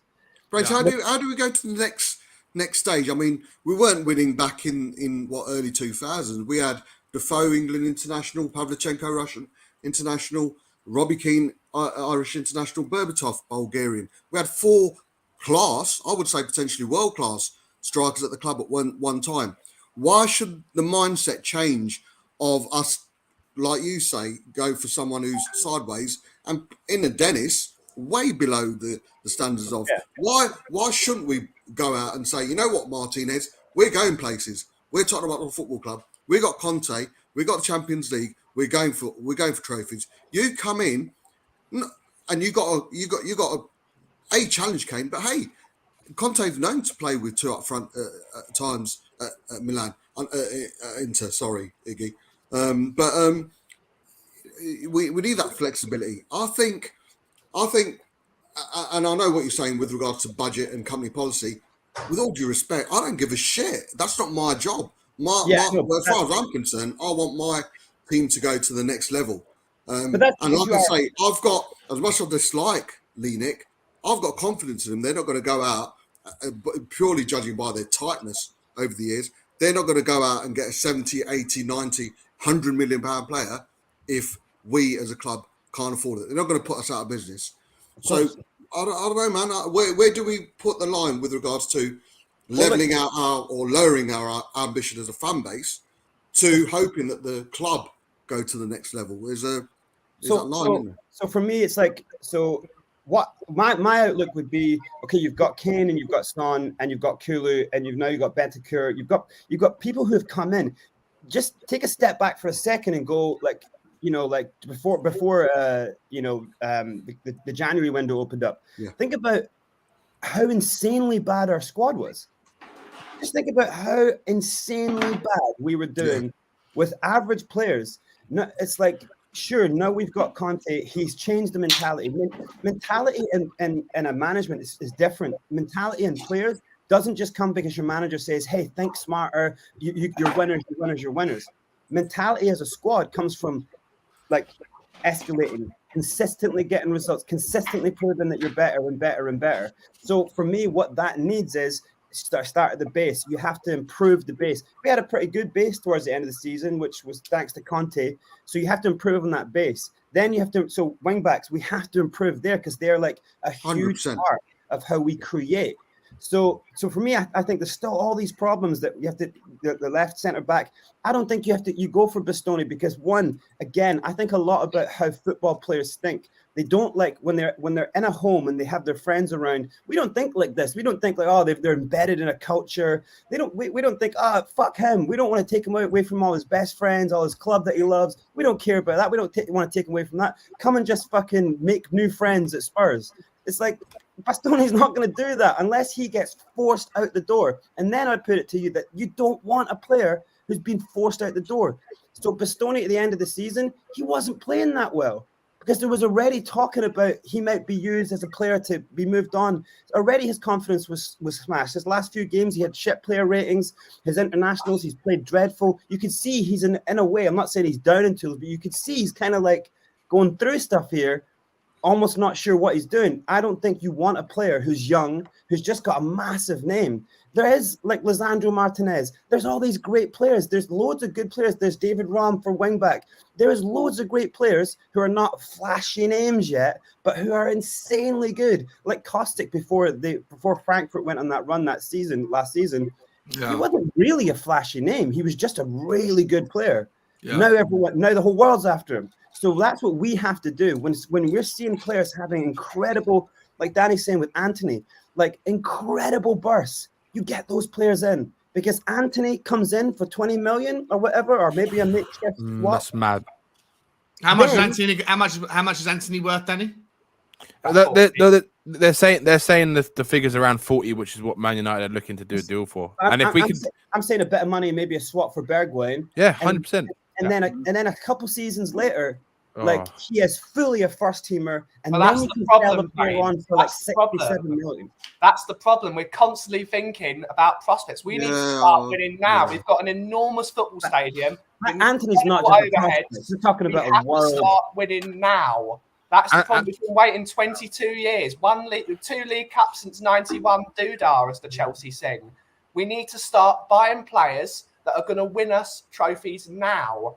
And be one of the best players in the world in the next 3-4 years. I get what you're saying, but it's just not a reality. We should have got Conte. We should have got Conte. You can't just go to the market. You can't just go in the market and splash cat. First of all, we don't actually know that Spurs have that money. We do not know that. Look at what we're doing. Bargain buys. Basuma, that's a bargain, but still bargain. Basuma's worth 50 million, got him for 25. Why are we doing this in the market when we've got loads of money? Well, we could go after Koulibaly, right? Koulibaly would be a world-class signing because he's got a year left in his contract. I know he's 30. But if you can't get Bastoni, if you can't get the guy, even like nobody, the staunchest Levy out cannot at the end of the season blame Levy or the club for not getting Bastoni. If Bastoni, we bid enough money. Right, and he just said, "I don't want to fucking go." And also, this is the thing I keep coming back to. I did a Tottenham walk about it. What did we bid? Well, allegedly, we paid. Allegedly, we offered. I don't know. It's probably. I'm just. Well, we haven't actually made an official bid. I agree with you, Sean, and that's where. And I think what Ben said earlier, or Coop said earlier, test the water, man. Test the water. If we haven't got the money, fair enough. You don't think we have? You don't think we have with Bastoni? Don't make. We spoke about this the day you did the stream on the investment announcement.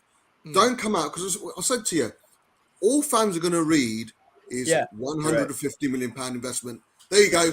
We've got 150 million pound to spend on play. That's what they're going to read, aren't their brains? Yeah. I didn't mean any insult to the layman fans, but that's all they're going to read. Oh, we've got 150 pound in the kitty, etc., etc. We have got money. Stand back. Look at the picture. We have got money now. How much of that money?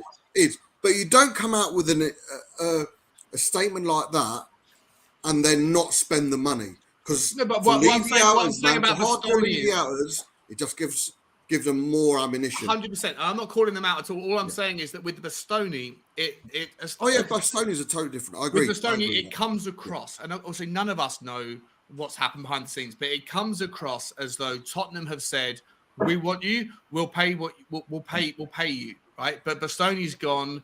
No thanks, man. I love it here. I don't want to go. And if he doesn't want to leave, then you can lead someone to Tottenham or you can drag someone to Tottenham. And you don't want to drag anyone. you don't want to drag anybody to Tottenham, right? Because the If second we- that Conte goes, it's going to be he wants out Yeah, as well. yeah, It's going to be yeah. future nightmares down the track, right? So If he loves Very Inter difficult to get Italian out and this selling league. him, Very difficult.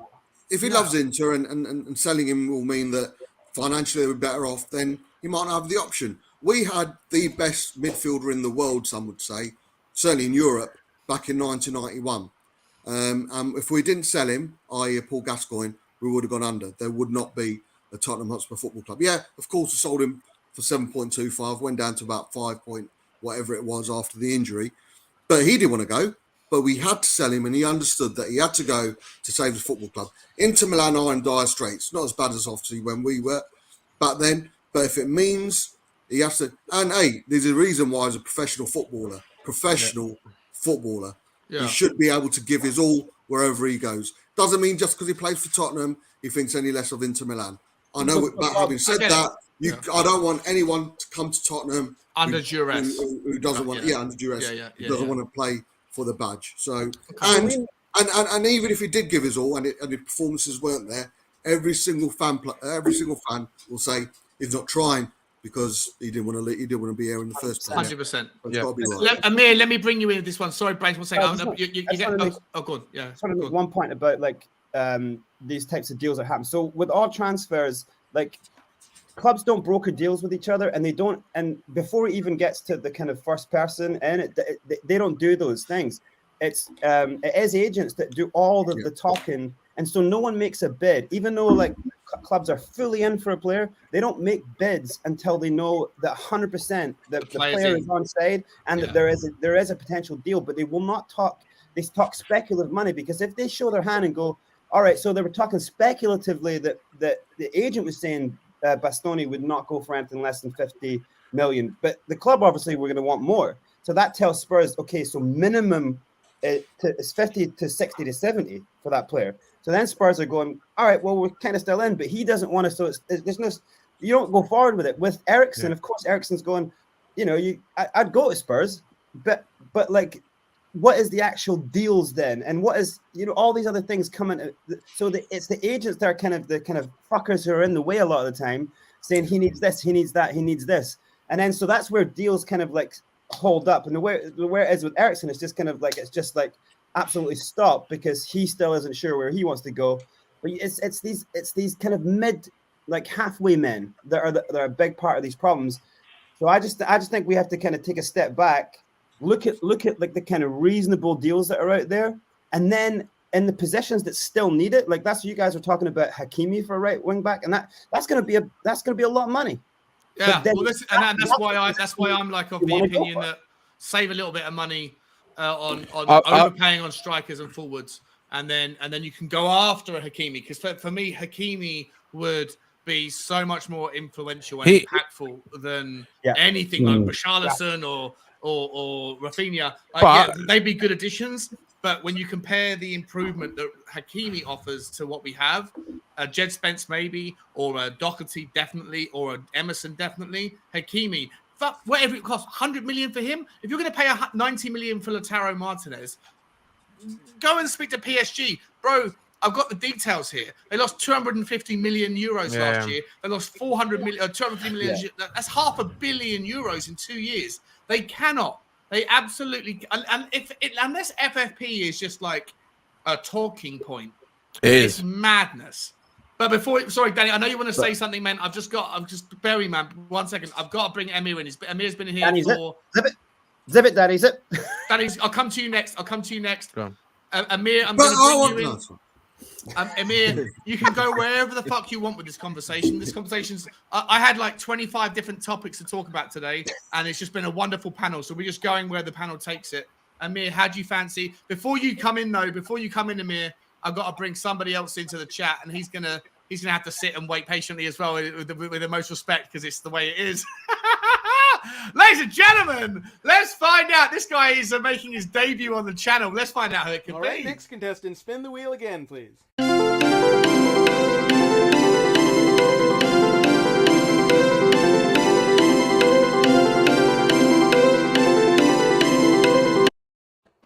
ladies and gentlemen, making his debut all the way from Hotspur Hood and a view from the South Stand. I think I got that one right. I'll be on his show next week.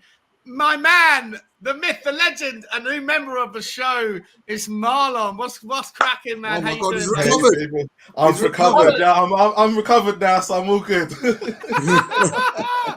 Right, Good to see you, round Marlon. two How then. are you?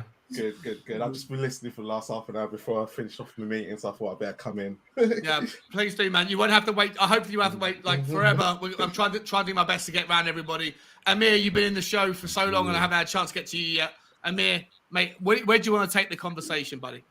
Well, look, this is how I'm feeling. I'm with. I was listening in earlier today, Gul, and I'm a bit worried. You know, okay, we've brought in Perisic and Foster's on free, and Bazuma is a good deal for us, and hopefully he'll be an influential player. But we haven't made that marquee signing yet. We haven't got. And for me, the defense is where we need to strengthen. If we're going to win titles, if we're going to bring home silverware, it's all based upon a solid defense. So, you know, when we're talking about spending the money and going big, I'd like to see us go big there. Of course, we need to strengthen, get a creative midfielder in. I would like Eriksen in personally. I think he could do a job over the next couple of years. And then I would look, I think Brains is right, like saying that we need to look at players who are not maybe, you know, right up there, but that are just below and that could even get there or above, you know, because then we can get them in for a decent price. Like I would personally, I'd go get Dennis, Manor Solomon, and Eriksen, and that would complete the attacking Forward side line of the field for me. And we could get those in for under 40 million, those three players.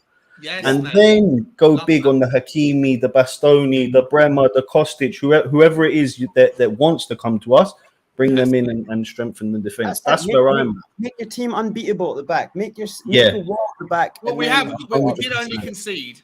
We only 100%. conceded 5 games in our last. 5 goals in our last.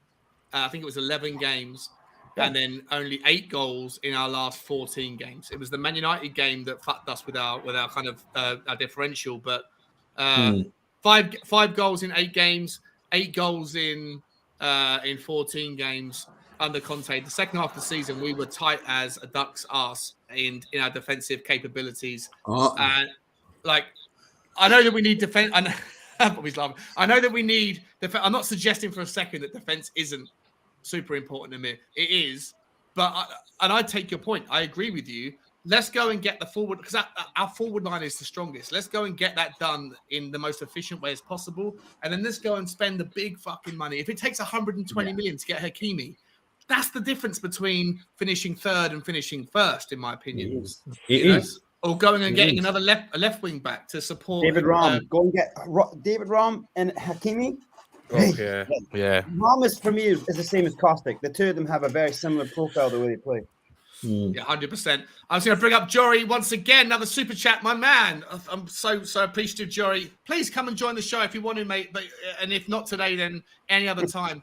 There's 220 people watching, and it's not even lunchtime yet on a Tuesday afternoon. Don't you guys have jobs to do? I don't, so it's all good. But they're saying Bastoni, Lukaku, Skriniar, and others are all underperforming. What is the common denominator? They are all without Conte. Fucking good point there, Jory.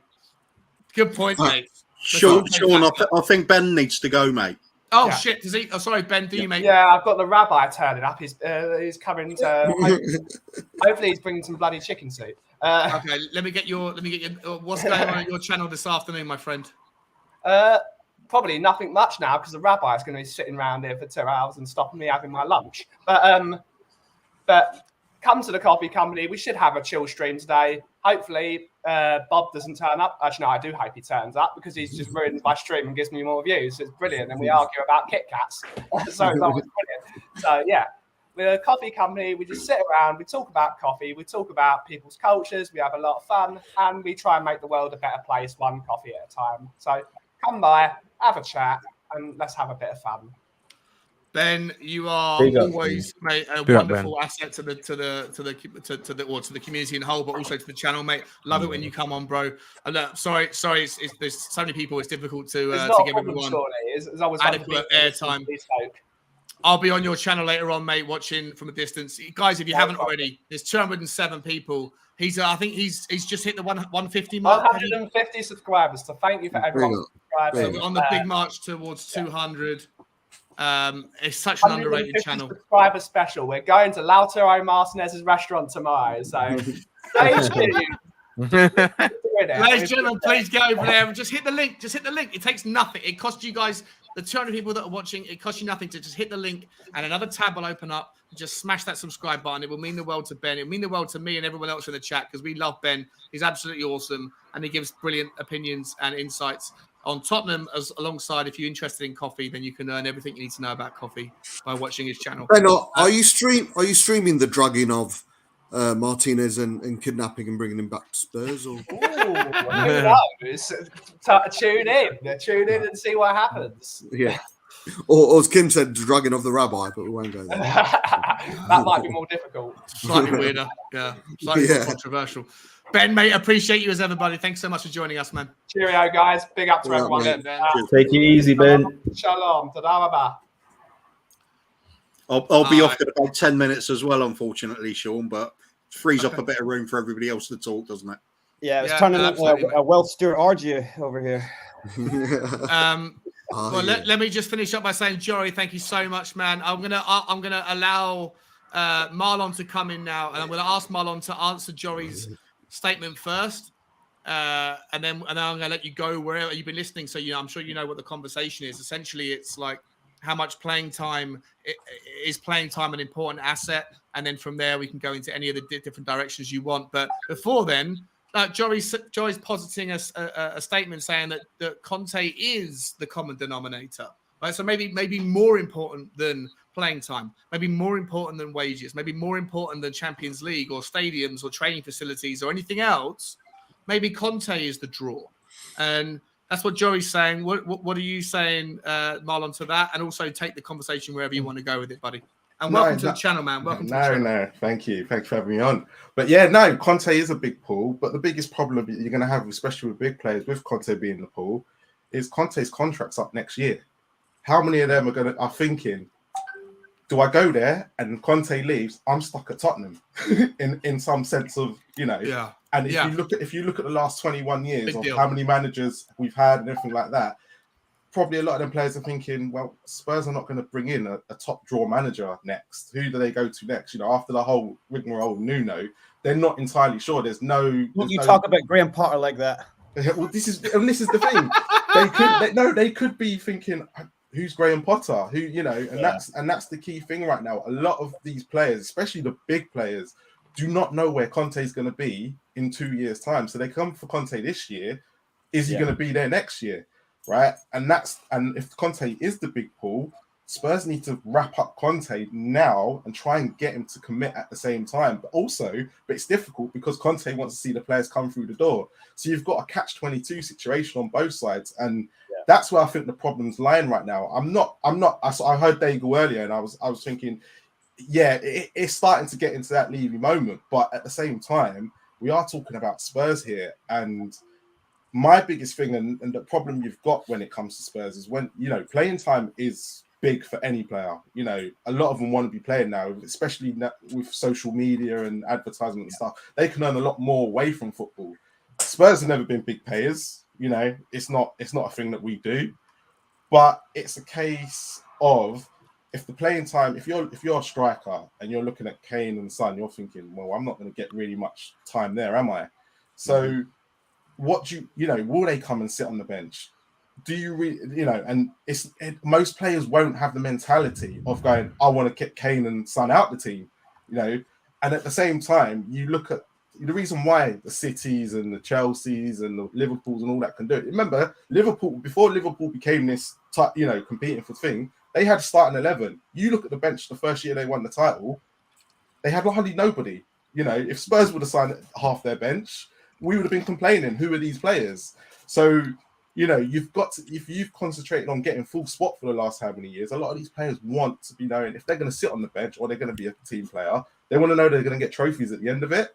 Yeah. And unfortunately, that's going to work against us, right? So it's a case of, and I asked this question, I think on one of my channels, what do you this year go, actually getting in the Champions League is fine, but do you concentrate on actually on the title next year, and make the Champions League secondary, and then make sure that the second year you do something in the Champions League?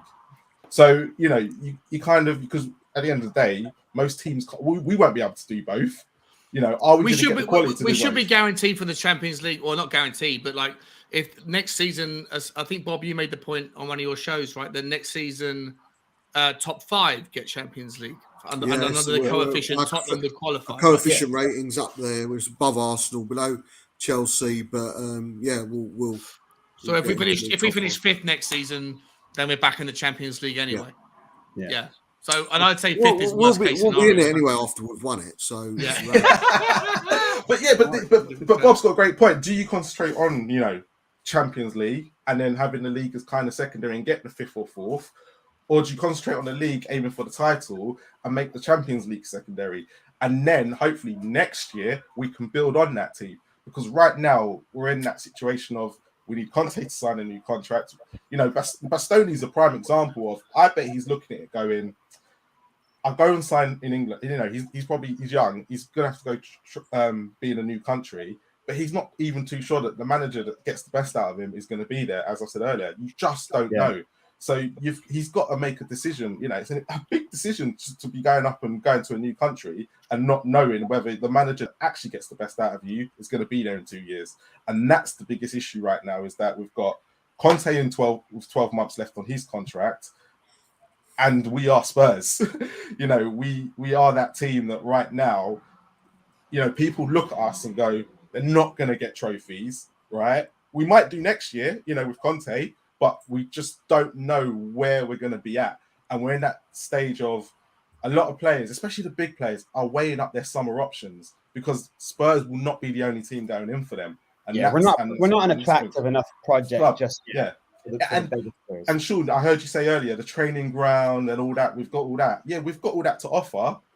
But if you're not guaranteed playing time and trophies, that's the question, right? That's the question. And I think it's a big draw for big players. It is a big draw. It's a bigger draw than I thought. Maybe if you're Manchester City, this is the point. Maybe if you're Man City, maybe if you're Liverpool, maybe if you were Arsenal of old or Man United of old, maybe you could sit there and say, mate, nobody comes in here with guaranteed football. You got to fight. You want to be, even if you're like the backup goalkeeper, you still got to be a good enough backup goalkeeper to get that fucking Champions League participation medal, to get that Premier League participation medal. Whereas at Tottenham, I'm not negging on us. I'm just saying in reality, it's an exciting project, but I would imagine that it's more exciting for a certain level of player that is on the up, younger players that are on the way up and they want to do this, whether it's a stepping stone because they think that they'll wait and see what Tottenham do, or whether it's, but I just don't know, or maybe it's a place where players on the way, like Perisic, on their way down, good place to play, I can earn good money, final contract, see what happens. But if you're 28, 29, and you're at the peak and you've come from a team that has been there, and the reason why you're leaving is because you can't get those games at that team that have earned the right to have the ability to ask you to compete. And then you look at Tottenham, and Tottenham are saying the same thing. No one's answered that question that I asked a bit ago, and I'm asking genuinely because I'm trying to figure it out.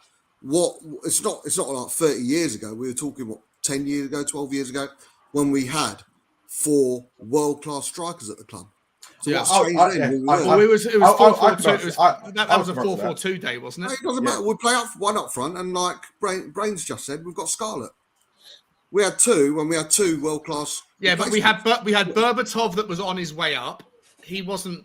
He was on a mission. No, Pavlyuchenko, Robbie Keane, all established internationals. Yeah, but would Robbie Keane have ever got into the Man United team at the time?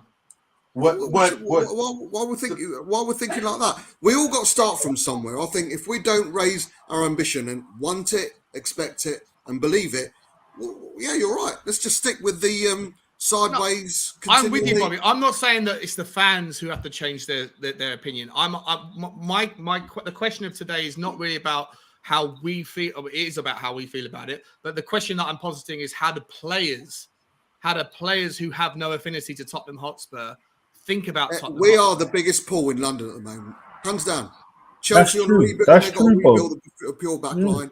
Arsenal Thursday. I'm sure we're better, bigger and better with against the likes of Brentford, etc., and Charlton and Luton, West and Ham. everyone else. West Ham. We're the biggest pool in London at the moment. We're easily. We've got the best manager.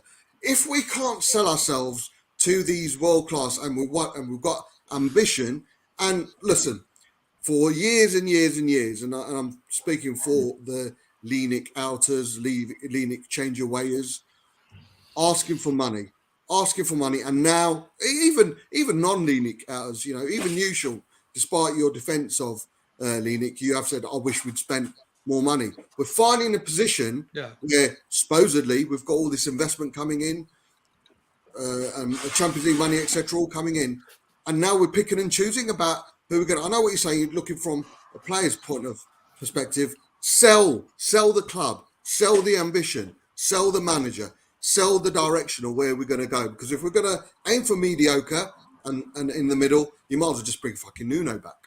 But you can't sell a club that can't give you game time. That's the problem. Of course you can, man. Of course you can.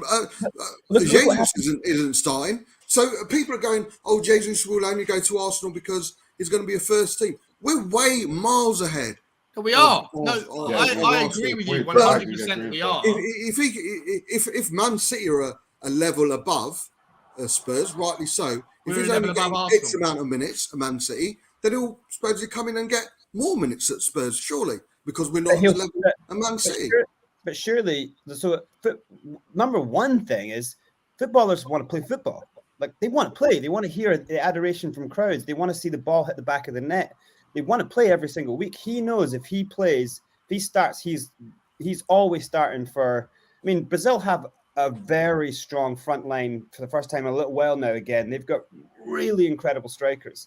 So he knows if he plays in the Prem every week in, week out, he's starting for Brazil. And our trophy is more important. You obviously play at a certain level. Is trophies more important than the amount of minutes on the pitch? No, I genuinely think, so anything can happen in a season. Like, seasons go up and down. You're not guaranteed trophies, even if you have the world's best manager. You just aren't. But if you know that you're going in and there's a spot for you, and you're not battling against the world's greatest striker, you'll go because you want to play all the time. Yeah, it's easier. I think that the path of least resistance is an important point here, right? What you think about as well is your long-term value as well. You want to go in, you want to have a great season. Even though we're looking at Gabriel Jesus last season going, you know what, he did actually get a lot of goals and some assists. He's a great player. He will be looking at that season going, oh my God, thank God I'm out of that hell. I just want to play week in, week out. Why was I on the bench that whole time? So I think he wants to go somewhere he just wants to start and play and score every single week. And wait a minute, Brains, even if he's sacrificing Champions League for that by going to the Wasters across the road, I don't know. I reckon he could get 30, 40 games for us, with injuries, with all the cup games. I don't know. I've got a question. Sorry. Just a quick question on that. Do you think a lot of someone like Jesus will look at what Bergwijn's time and see that and go, look, Bergwijn couldn't even get minutes and he was playing well for Holland. Then he might as well fuck off. If he's judging himself on someone who's failed to make it a club and basing his own mentality on that, then I'm better off without Jesus. Come in and prove yourself. Believe in yourself. I'm not. If I'm going to a club, I'm not looking. Oh, it didn't work out for him. It's not good for me. They're better off mentalities without that. We need this is what Kane does. Yeah, this is what Kane does. If you look at Liverpool, do you think Jota looked at them and thought, you know what? They've got Mane, they've got Firmino, they've got Salah. I can't get any game time. Of course not. He just bombed. But they were straight winning in. trophies. But they won something. Yeah, Yeah, it's they're like- a bigger pool than we are. We've got to accept that. Yeah. But if you But- went back at the beginning before Liverpool won something, they only had Mane, Salah, and Firmino. They didn't. Origi was the only backup striker they had. We won't win anything with that mentality, though. Mark. But we won't. I know. We're not This gonna, is we'll not just settle with continually. But this is the the top but four. we We need to go to the next time. I don't think it's. I don't We're think not gonna do the that. club has that mentality. I think it's the players coming to us have got that mentality about Spurs. Footballers And want that's to play. Then they're that's better off the not issue. coming then. Yeah, but this is the issue we're going to have because like the better So I off not think coming, so. but we're not. But if we're not pushing for these players and selling Spurs to them, they're going to be like, you know what, I'm not going to go. Then But it's then down we're to not. us We're, when we yeah, start. it's Yeah, down you're to us, and You're we've got to go out and buy the right players, right? Because going back to your point about Robbie Keane, Defoe, and Berbatov, and we even had Ben at one point. The problem is, if you actually looked at those four, only one of them was probably at a Champions League level, and that's why he went to a Champions League club, and the other three didn't really and didn't make it, and that's the difference. We've got to persuade these players to come in and play for Spurs and build the project. If you look at someone like Hugo Lloris, we bought him at the right time when it was about the project and he wanted something new. But would we buy a class of Hugo Lloris now to be the backup and come in where it was Friedel before? So it's the mentality of the players. Marlon, is this not though the best time we've ever had to attract 100%. whoever we want to the club with Conte in, with Kane, with Song, with Lloris, with the squad that we're building? Do we not have the pool to go and say we want Hakimi, get in? Yeah. We want I mean, Bastoni, Bremer, You've got to Costa, look at the last 4 or 5 challenges- years as well, because you've got to look at what we've done. We've been stuck in Europa League football and going through managers. We're not And at people Conte are- though. We're not at Conte. Yeah, but Conte's Not with Conte, again. yeah, But Conte's only got a year, and that's these players are signing contracts for 4 or 5 years. So if you were someone and you were going to somewhere new, right? Just say you're at work and you've got a manager that says, "Come here, but I'm only here for 12 months," right? And it's a big decision and a big life-changing experience for you. Are you going to sit there and go, "But you're only there for a year. I can't guarantee you're going to be there more than 2." And if say it all goes tits up for Spurs next year, they're stuck at our club. Don't you think though we're going to have players coming in? They'll be getting into these conversations, not just with agents, not just with Levy. They're going to be talking with Conte as well. But they're going to be saying, if I come, what's up? Are you still going to be here in a year's time? Exactly. Yeah, it's a Those massive conversations point. are going to be Massive there. point. It's not going to be an unknown. There's going to be a sense Such a of good direction. point. Such a good point. If an ambitious player is not just going to give up a good chance just because something bad might happen, they're going to look at what they want to happen. They're going to try and push for it. And it's a chicken and the egg, Coover, right? It's a chicken and the egg. If you could get Conte right now, tomorrow, if Conte tomorrow signed a 2-year extension, all of a sudden maybe the clouds and the future pastures look a lot clearer, and suddenly you get Bastoni going, all right then, I'll come. If he's going to be there for more than this season, I'll come. Jesus goes, that's a team. Maybe Conte is the biggest signing we can make this season. Absolutely. Well, it goes hand in hand with the transfers coming in as well, though, doesn't it? Perhaps Conte's looking for the sign that, he did get backed. We get a couple more players in that he really wants. And then he goes, you know what? Now I'm committing. That's what I wanted to see. So it goes both ways in that respect for me. And it's conversations that will go on with multiple people. It's not just the sort of speculative player in, is that enough? Is that enough? There's a plan. They'll have, it will go in the conversations with the agent to agent as well. This is what's going on. This is who wants you here. This is the plan with Conte, that sort of thing. It's all going to be part of the thing because it's about selling yourselves, and it's about the players selling themselves. So it's going to be a two-way conversation. People are going to know what the score is, and I don't see us signing big-name players who are scared of Conte leaving. I see us signing big-name players because they want to be part of the direction we're going with Conte at the club. But also, did you hear? I'm going to have to go now, I'm afraid, lads. So that's Love you, Kuba. Thank you so much, man. Well stepped in, bro. Well, I appreciate you fucking. Always stepping in something.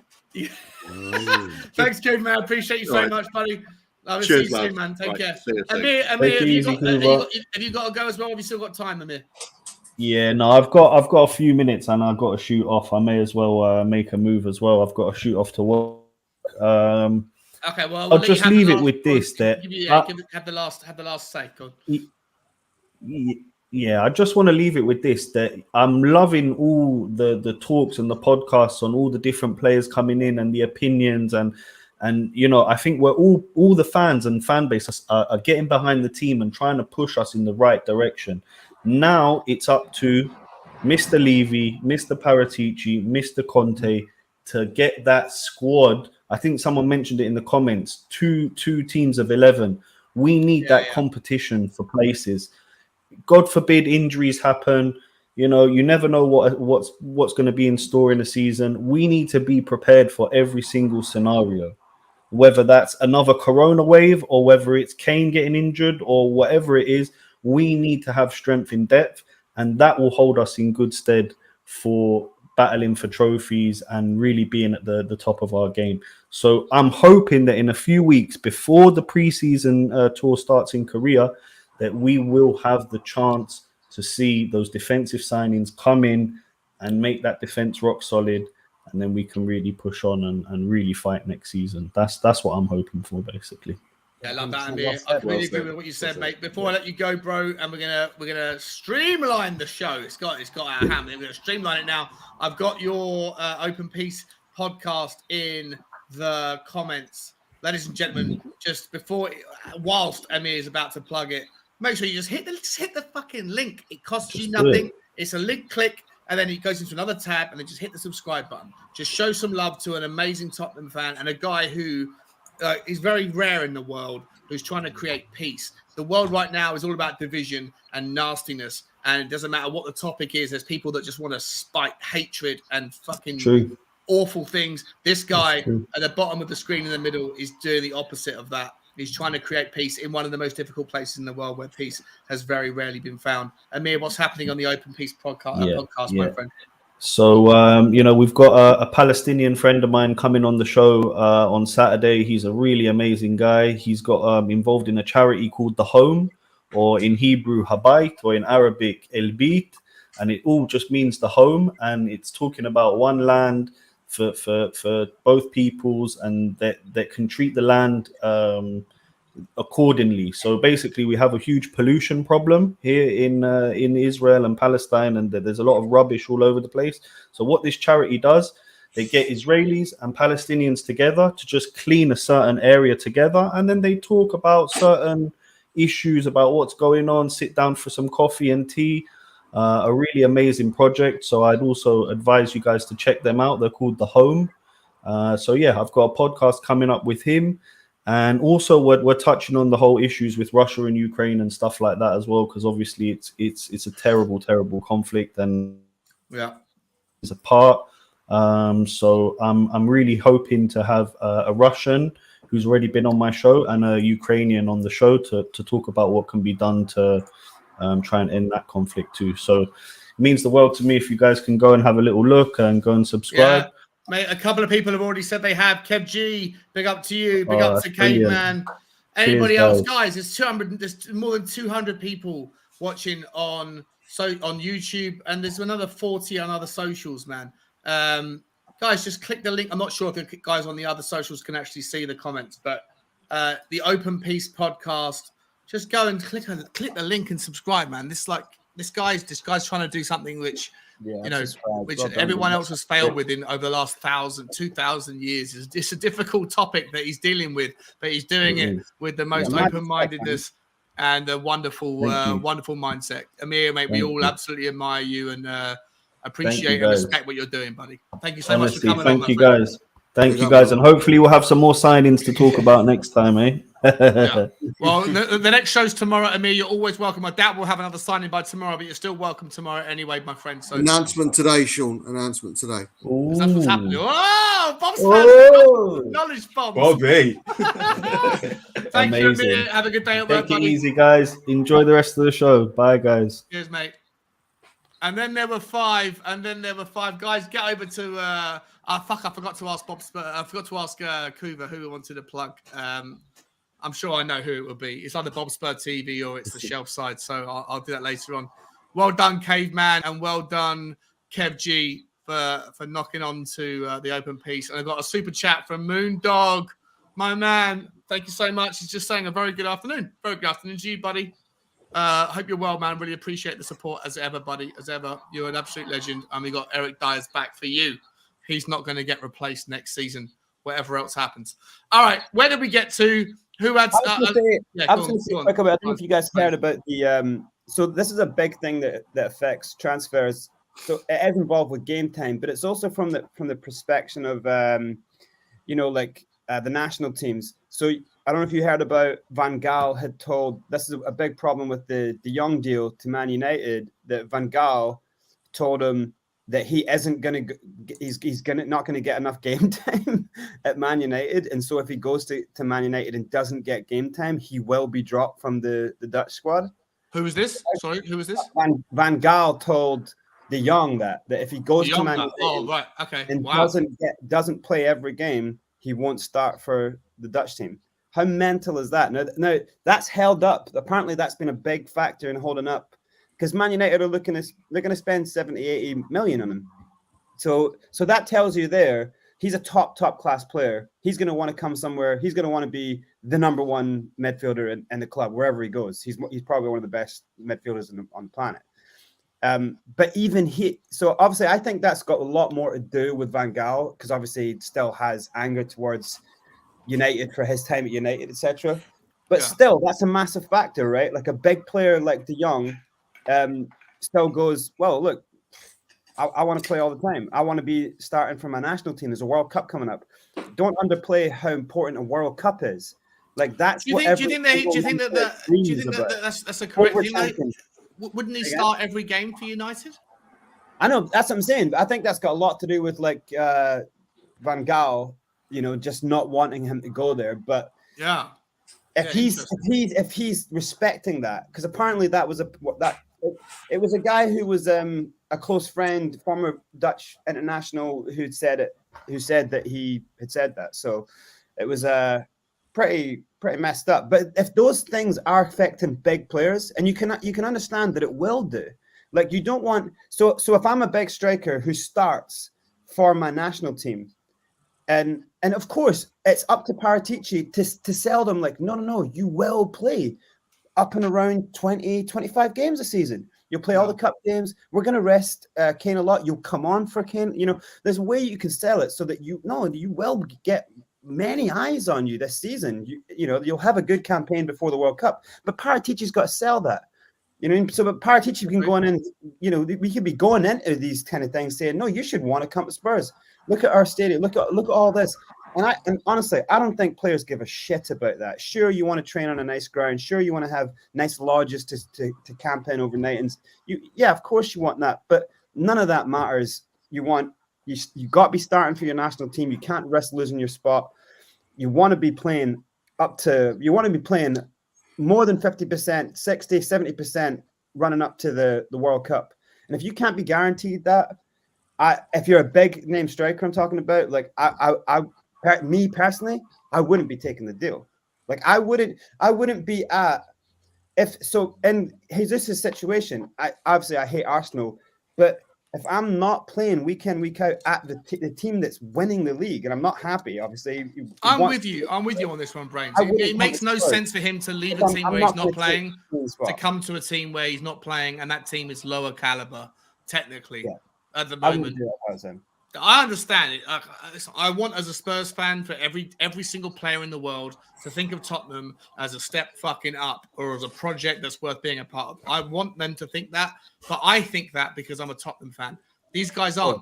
Remember Adama Traore, right? He was going to come to Spurs and then Barcelona, where he grew up, where he learned his trade. They come calling, right? They loan him, and then they go, "We don't want you anymore, bro." And he's back at Wolves now. Like, would you want Adama Traore? It's just Marlon. Would you want Adama? And actually, before I'm going to bring you into this conversation, then I'm going to come to Bobby, and then Bun, you're back. He's been away. He's been an ever present, but he's been doing some work in the background. We're going to go around the circle, but before I bring them in, sailing with that tank top. That's where he's been. Fucking brilliant. Who was it? Who came in and said what was it? What was the? It was Jean-Paul Gaultier. It's fucking brilliant. Or the Greek version of Right Said Fred. Yes.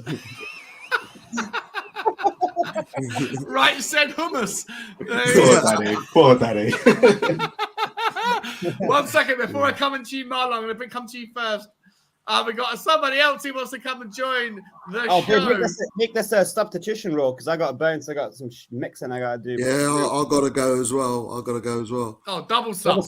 Yeah. Well, let's find out who's coming in before we let everyone else go. 1 second. All right, next contestant, spin the wheel again, please.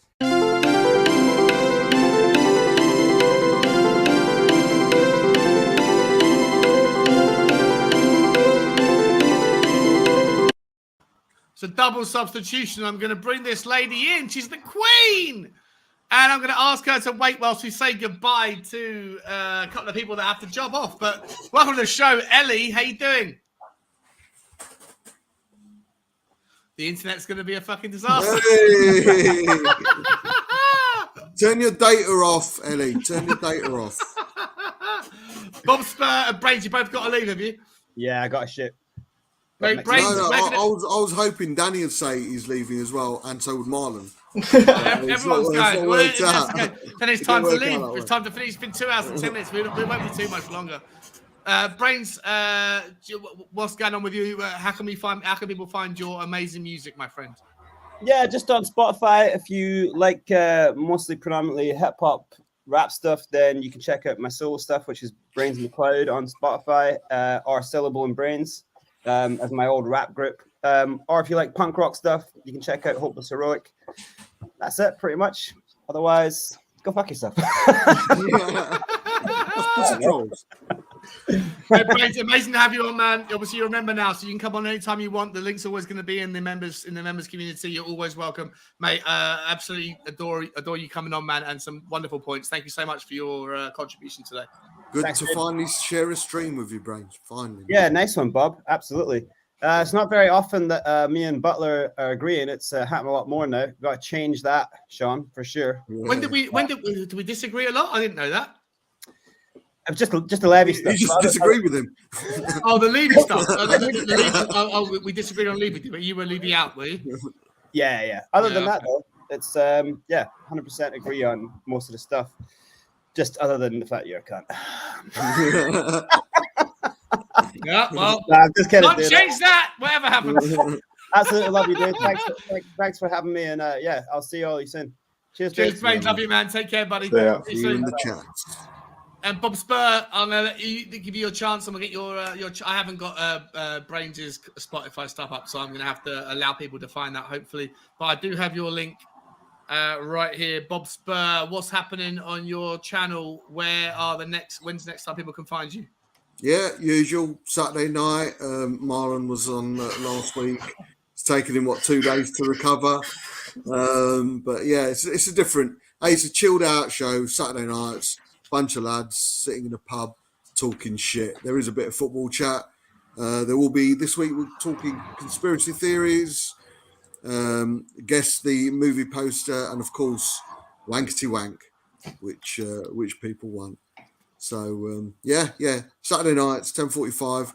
Sean, you're gonna have to come on, man. Love to, mate. Yeah, just invite me and I'll be there. Yeah. And you need a week therapy afterwards. No, I'd love to come on. I went on to one of his shows when you were at a curry house. That's right. Yeah. So I was there. I made my debut on your show when you weren't there, and then the next time that you were there, I was drunk and I reacted badly to something which wasn't intended to be badly, and I sent you a nasty message in the background saying, "You fucking asshole," treating you like a piece of shit. And then you're like, "What are you talking about?" And I woke up the next day and went, "Yeah, I'm sorry, I don't know what the fuck I was talking about." And I haven't been invited since, which is reasonable. But if you'd like to have me back, I'm always willing. We'll sort it, man. We'll sort it. 100%. So yeah, Saturday nights, man. If you want to get away from it all, you want to get away from all the seriousness and want a bit of a laugh, and it is not child friendly. it is a bit X-rated, but hey, it's a bunch of guys, like I say, sitting in a pub kind of vibe, and we're definitely not child friendly if we do that. So yeah, it's all good. It's all good. Wonderful. Thanks, Bob Spur. Love you, man. Take care. Big buddy. up, man. Big up, Marlon. See you later, Bob. Speak soon. Ladies and gentlemen, then there were three. We were supposed to be, Ellie was supposed to come in, but I think she's dropped out. We haven't got too much more to talk about, really. We can go through some of this stuff. But Marlon, Danny, are you still in the house or are you fucked off as well? Not sure. I'm just on the phone. Hold on. He's on the phone. He's on the phone. I just want to say, Kev G, you're loving the Spurs chair for Marlon, but we both got the same fucking chair. I took the headrest out because it wasn't giving me enough space, but we're still macking the same. I just make it look good. 100%, man, 100%. All right, so let me bring this to you. Right, so I'm gonna get the no, 1 second. Just the last things. Is, I'm just gonna race through these things. Let me get my share screen up. Right. Hang on a second, that can disappear. Ladies and gentlemen, these are the news topics of the day. The reason why I brought Raheem Sterling into it, he is still allegedly linked with Tottenham. So this guy Bailey spoke about Tottenham and their interest in Sterling. They're not alone. Tottenham are in this as well. I am told that Harry Kane is doing some background work here. He might be trying to persuade his England teammate. They play well together, these two, so let's not rule it out. If he's considering Chelsea, why wouldn't he consider Tottenham? I'd take Tottenham seriously. They can offer Champions League football. We know they want someone down that right side, so it's really interesting. Bailey said. Bailey, of course, is Graham Bailey, who's from the Talking Transfers podcast. I want to come to you first. I didn't know he can play on the right-hand side. Marlon, is he someone that this is the whole point of the conversation earlier? Like, is being on the Tottenham wish list, is it enough? Is it enough to be a someone that Tottenham want? Do you think that Raheem Sterling, is there any real genuine interest there, or do you think it's all a little bit of nonsense? Do you know what? I really hope there is interest there. I think he would be absolutely a perfect signing for Spurs right now, because it means, between Kulu, him, and Son, there could be some rotation. And Sterling and Kane do have a good relationship for England. You can see that when Sterling's not really playing for England, Kane's not. Kane probably is not great with the others. They're not as good with him as he is with them. I would put, Chelsea. It's dependent on what Chelsea can do for him as well. If I weighed it up, if I was Sterling, I'd probably look at the Conte factor, and just there's a lot of negativity with Chelsea right now. Yeah. And obviously they're in a transitional stage themselves. They've got to go out and get back free. Lukaku's on his way out.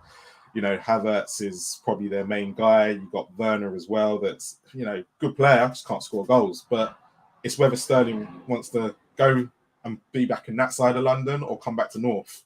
If he's coming back to London, I think Conte and Kane could be a massive factor in this. And I think they could persuade him. Yeah. And it's whether he then thinks, actually, I could see myself part of this project, because Kulu is going to, we're looking at our front three, but Sterling could compete and come in, and it would be great to have a free, even Kane could come out sometime. We could have Son up top and have it as interchangeable as that. So it would be a great little signing, but again, you've got to persuade the player. And I think we could probably more persuade Sterling than we could persuade Jesus. If you're looking at, players on that. Yeah. Oh, I think so. It might be an interesting thing that if Harry Kane is playing. I heard that he's playing golf. Right? I'm not saying I'm in the know, but I know I know somebody. I'm a member of a really sounds obnoxious to say it, but I'm a member of a really expensive golf course down in Surrey, and a lot of golfers play there, and I've never had a conversation with any of them, but a few people that I played with that are like kind of somewhat professionals were telling me that Raheem Sterling plays with them, and that Harry Kane has been playing with them and with Raheem Sterling, and that he's been trying to convince. This is what I heard, like 2-3 weeks ago, but I'm not someone that's ever going to pretend like I'm in the know, so I'm not going to say that bollocks. And then today, this thing comes out saying, yeah, we've got someone coming back in. Ellie's trying for the 15th time. Ellie, how you doing? I'm okay. Sorry, my phone died and I was outside in the garden. I was enjoying the sunshine and I was outside in the garden. Then my phone died. I didn't realise it was on such low battery. Sorry about that. No, don't worry about it. I just thought it was a typical internet my connection. internet now. Yeah. You know what it was? I had my Wi-Fi switched off. Oh, well, you got to turn that on if you want to come on in the garden. I know. It's good to have you. It's good to have you back. Woman, eh? No, not a typical woman. Just typically Ellie. Typically Ellie. Yeah, I'm not really technical. I love the fact you're not. I love that you're atypical. So atypical Ellie. There we go. But Ellie, I want to bring this one to you. I just brought it to Marlon. I want to bring this to you. We're talking about so Raheem Sterling, right? So I just dropped I showed the. I've just cancelled it, but I've just showed the statement saying that Harry Kane has been in close communication and been meeting up with Raheem Sterling and trying to convince him to come to Tottenham. And I'm just saying, I live in Surrey. A lot of golfers from the Premier League. All right, Danny. So sorry to interrupt you, mate. I've got to drop off quickly. Right, I've got some other pressing work I need to get onto. But sorry to interrupt, man. Before I go, I just want to say thanks for having me on, guys, and been a really good show. Do you want to drop your show? Do you want to drop your Tottenham on tour? Yeah, if you can, that'd be great. What's going on Tottenham on tour today or tomorrow? Do you know what? I don't even know what's going on at the moment. If I'm honest, I've got no fucking idea.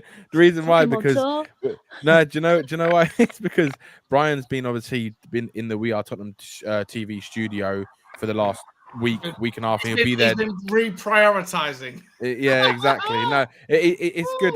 It's good though. He's been doing the We Are Tottenham TV. Filling in for Ben while he's away on his honeymoon, and Brian Ireland, he's been busy at work. I've had Sana here, and I've been working, and so we've all been busy. So I think next week we might have some more stuff coming on. We've got I'm gonna start doing a kind of 10-minute clip if I can daily, just giving my thoughts and stuff. I think Sean, we need to do the around the clock call show again at some point. Yeah, that has to happen, mate. We need to get that on again. 100%. Maybe even so. I think we'll try and get Daigle and pin him down to the floor and say Sunday is going to be the date we do it. So if you're free with Alex, we'll see. We'll get that one sorted. I'm free. We've got some other stuff coming in the season. Hopefully, if we can get it all going. I've got a plan for a new show as well. I'm just trying to build it together, and if it can be done, it'll be a good new concept that hasn't been seen on any of the Tottenham channels. That's about it, really. And just want to say as well, just before I go, I just want to say a final piece on this right wing back situation very quickly. With the Hakimi, I would absolutely love him. I just think with him, I think he's a bit too far out the equation, only because you have to account for the wages the guy's on at the moment, and I just don't think. What sort of wages do you think he's on, Danny? Well, I've just done a little bit of research on it, and it's between 140 to 180 grand. Some people, most sites are saying he's on 170 around that kind of mark. That's affordable, though. That's affordable. Yeah, right? But there's no way Tottenham are going to give him close to what Sonny's earning, from my opinion. I just can't see. That's a fucking mistake. Look, for me, it is a mistake. The whole point of this conversation today was like, are we prioritizing players, or are we worried about the lack of game time? For me, you go and find something like if you can't promise Richarlison or Sterling or those guys at the front, Rafinha, game time, where you can promise game time, where you can offer someone access to literally 100% of the games if they want them and if they are good enough. Go after it and improve it. And right wing back is one of those slots. Pay the guy 180. Pay the guy 200 grand a week. He's world class. And listen, I don't give a fuck if we sign like you, Danny, to play as backup for Harry Kane. If we get Hakimi, I'm good. I'm okay with that. Like then our right wing back. I'm the same. I'm the same. I just worry that they're not going to do it because of the money that was involved the money around how much it's going to cost him to bring him to Spurs. If it was me, I would give him 200 grand a week. He's the best right wing back, I think, in the world, especially in that position, in my opinion. So yeah, I would pay all out for him. But that would be for me the dream signing for Spurs right now. I think if you're gonna go and get anyone, it has to be someone like Hakimi. Jed Spence is nowhere near an upgrade on what we want. And if we only bring in Jed Spence, then it's complete failure, in my opinion. Yeah. I agree with that. And yeah, let's see what happens. And guys, I love you. And if anyone hasn't, please subscribe to everyone's channel here. I know Ellie doesn't have one, but if you haven't subscribed and you are watching, please subscribe to Spurs Talk Show. And also Marlon, he's on Hotspur Hood and Southview Coys, and also I want to big up to everyone who's been in the comments as well. So thank you everyone who's still watching during this time of the day. And if you haven't done, smash that fucking like, people. You know what, mate? Danny, I appreciate you, man. Thank you so much for coming on, bro. I'm going to let you go, man. Enjoy your day at work, whatever you're doing. And I'll come back on tomorrow. We'll be going live again. You know what? One thing I have learned, fellas, ladies and gentlemen, at the risk of alerting the 160 people that are still watching on YouTube to someone else, I fucking love a lot of channels are like terrified of going live at certain times when other channels are going live. I don't give a shit because if I'm competing with, I don't know, the Irish Hotspur, or if I'm competing with Tottenham on tour or Tottenham away, or right now, as is the case, we are Tottenham TV. If people want to go and watch them, so be it. I don't mind. It's okay. But we had 250 people at the peak. We still got 150 despite other channels going live. I'm saying that at risk that now the number's going to drop. I'm going to alert them to the fact. But you know what? I really super appreciate people that stick with small channels as we're going live. And so, Danny, thank you so much, my friend. I love you so much, man. Good luck with your day at work, and we'll see you tomorrow. Yeah. I'll speak to you later, Sean. I'll drop you a message. All right. Cheers, Dan. See you later, everyone. See you later, guys. See you later, Dan. Bye. Ladies and gentlemen, I have dropped the Tottenham on Tour link into the chat. Make sure you go and hit that link and subscribe if you haven't already. Still 150. It's going down a little bit now.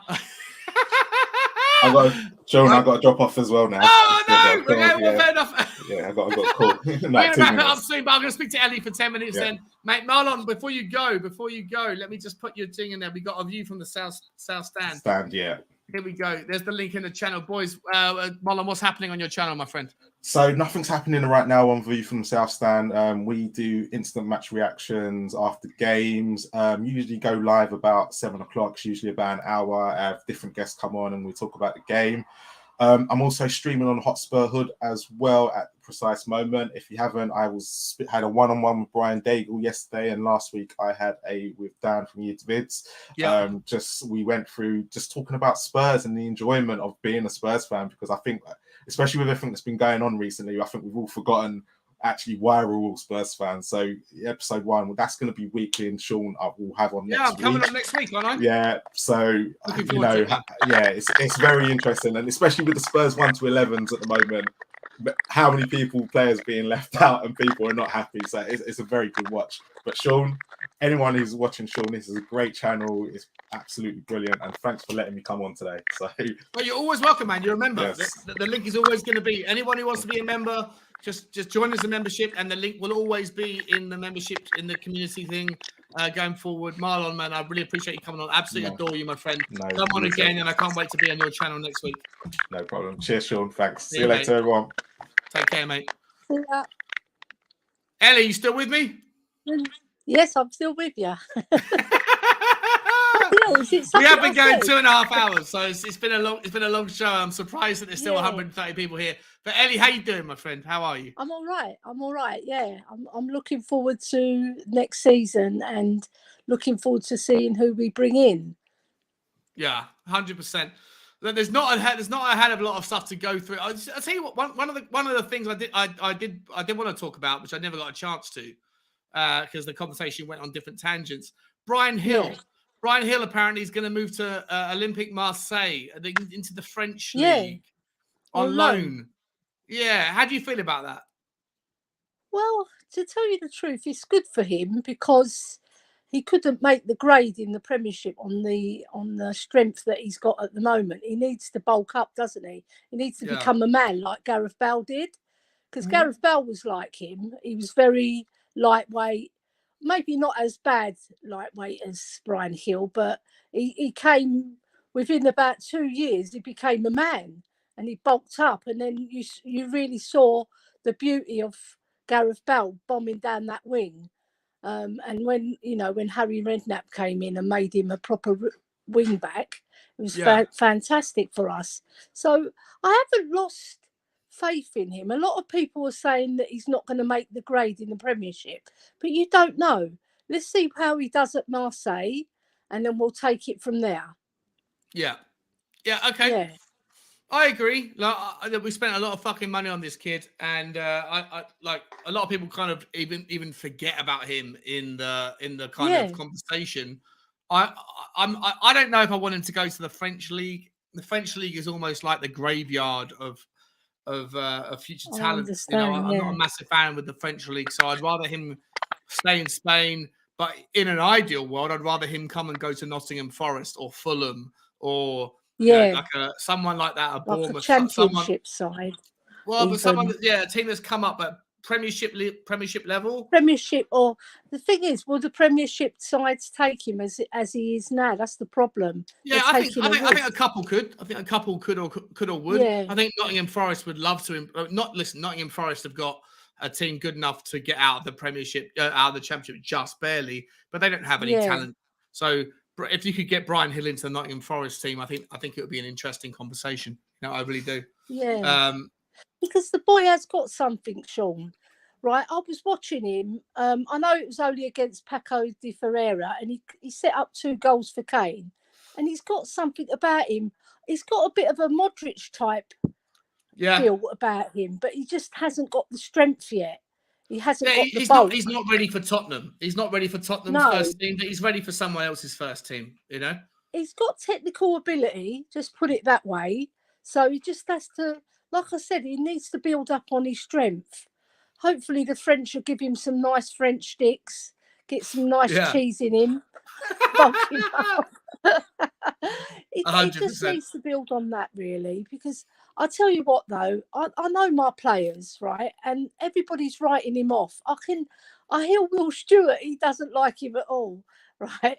But I don't like. Yeah, I know. But as much as I love Will Stewart, he's got his opinion. He's got his opinion, but Will Stewart also like he's got a hard on for like Weston McKennie. Like he loves Weston McKennie. If Weston McKennie was like Austrian or French, he wouldn't love Weston McKennie as much as he does because Weston McKennie's American. That might be an out there statement.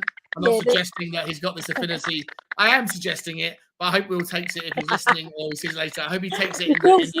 Listen, everybody's got their opinions on players, regardless of what your nationality is. Like there's Greek players that I like, but I know they will never make the grade in the Premiership. Right? Yeah. I think there's a handful of Greek players that have come over to the Premiership and made an impression. The one at Liverpool at the moment, Tsimikas, we could do with buying him because he's a decent player, Yeah. And he'll there's so many things that you look at a player, right? If he's got the technical ability, right, and he's got the guile, and he's got the what's the word? He's got the passion for playing football as well. Because some footballers, they're just in it for the money. You can see, and other footballers play football because they love football, Sean. And 100%. I can see that in Gil, right? So let's see how he goes at Marseille, then we'll take it from there. The only thing is, I understand about the French league. It would be better if he came over here, Yeah, the French league's a weird one. Like it creates like enigmas. It creates maestros. It creates this idea that there's players over there. Like I don't agree with Sava and a lot of the things that he says. I like Sava a lot. Like I like his opinions on some of the things, but some of the other things he doesn't say, I don't agree with. But one of the things that he was talking about was like 100%. But he was saying Mbappe is not world class. And his argument basically is that the guy's only done it in the French league.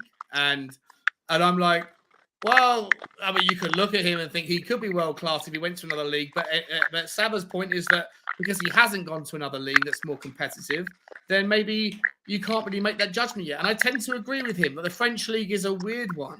And I don't want to, like, Yeah, we've signed a lot of players that have been absolute dross from the French league, you know, and so have a lot of other clubs, Ellie. What I would say that to Saba, if he's listening, I would say, look, he's won World Cup medal. He's done it on the world stage against the best players of every country. So you can class him as world class, like we do with Lloris. He played for France. He's won the World Cup, right? And he's played fantastic for us. And when you see him in the Champions League, he performs. He performs. Yeah. They were unlucky against Real Madrid. Yeah, they just blew it like Chelsea did. You know, 100%. It would have been a different story if they got to the final and they beat. Then he's a superstar, isn't he? 100%. Yeah. Yeah, but I class him as world class anyway, because when you look at his technical ability, he's fantastic, and his pace. What more do you want out of a player? He's got technical ability. He's fast. He can control the ball on a sixpence. He can beat his man like they're not there. That's world class to me. Yeah, well, I don't think the argument's out there really on Mbappe, but the argument certainly is out there on players that have done it in the French league. And so for me, the question is there anything you can really benefit from learning about Bryan Gil from sending him to the French league? What we need to know is he did really well when he went back to the Spanish league. But what we really need to know is, can he handle it in the Premier League? And so for me, the only way you can tell that without testing him in the Tottenham team is by sending him on loan to a team that needs a player like him in the Premier League. And there's maybe 6 or 7 teams that would absolutely kill to have a player like him. So if Bryan Gil is not going to come back to Tottenham and we don't want to sell him, then for me, the only solution that's worthy of testing out, if we have any view on him as a future player for Tottenham, is to trial him in the Premier League. And then Fulham, who is it? Who said he? Louis Crypto said, I see Hill playing really well at Fulham. Yeah, 100%. Fulham, Nottingham Forest. There's a whole bunch of teams between the 16th, 17th, or maybe 13th team down that you could go to, and Bryan Gil will do really well. He's too young, too lightweight maybe to take back into the Tottenham setup, but I don't see any value in sending him back to Spain for another year or to France, Ellie. So for me, bring him back, send him out on loan to the UK, somewhere in the Premiership, and let's see if he can handle it. You know, but let's allow another team to have that risk, not Tottenham. Yeah. Did Marseille make the Champions League at all? I don't know off the top of my head. I don't follow the French league. They should have, because they're probably in the top 3 or top 4 of the French clubs. I'll have to check that later. But either way, I agree with you. Anyway, they should have. Well, that's Spurs' fault. That's a typical Spursy thing to do as well. I don't like to use that word, but I mean, you've got a player with ability. He needs a bit of experience, and we put him out into the French league. Is that saying to him that we don't want him? Maybe we don't. You know, maybe they think they've made a mistake on him. I don't know. It just seems a bit of a weird move, really. All right, Eddie, let me ask you this. We've only got a few minutes left. I was supposed to call a day to this at 2 hours, but we're now at 2 hours and 40 minutes. I'm going to ask you the last question of the day because you hang around, and I appreciate you so much for coming on. And the question is, this is from teamtalk.com, have said Tottenham are making a decision over Hoiberg future amid consequences of the Bissouma update. Tottenham Hotspur are not intending to sell Pierre-Emile Hoiberg despite their recent capture of Yves Bissouma. It's been claimed. I won't go into the veracity of the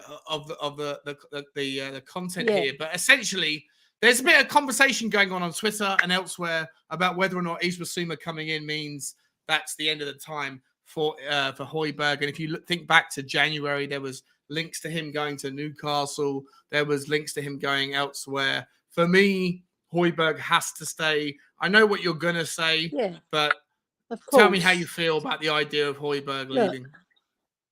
Like Bob Spurs said the other day, if he leaves, that weakens our squad, right? I don't profess for Hoiberg to be the best footballer on earth because he's not. What he does give you, he gives you leadership. He gives you strength on the pitch. He makes sure that everybody's organised, that they've taken their man. You know, that's the sort of player you need in your side. All right, if you look at his stats, though, they shape up better than Basuma's in a lot of areas. So it's always good to have two players, probably of a similar ilk, but probably Basuma's got a little bit of an edge in certain areas, especially carrying the ball forward, because Hoiberg tends to step on the ball, look around to see where the pass is, right? So Basuma's more progressive, I would say.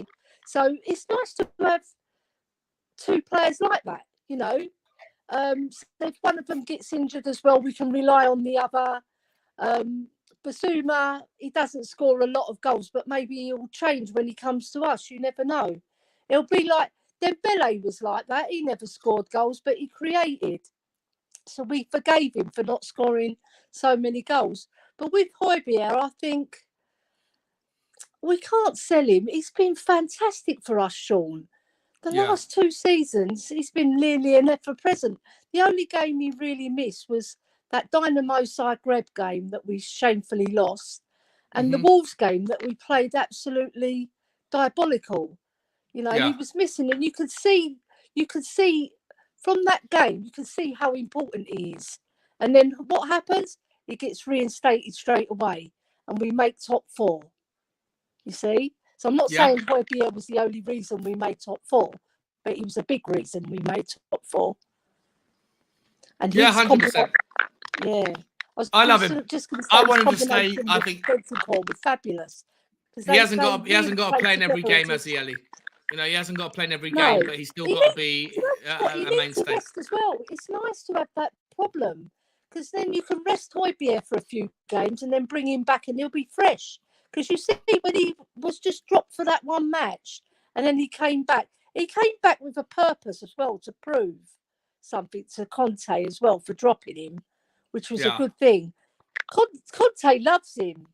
You know, you can tell when he comes off the pitch or when after the game's finished, he normally goes to Hoiberg first and gives him a big hug because he knows he's got 100% out of that player. You know. 100% of Hoiberg, we know he's not the most skillful player. We know this, but he'll give you I think he might have a little bit more to offer when there's a little bit more competition.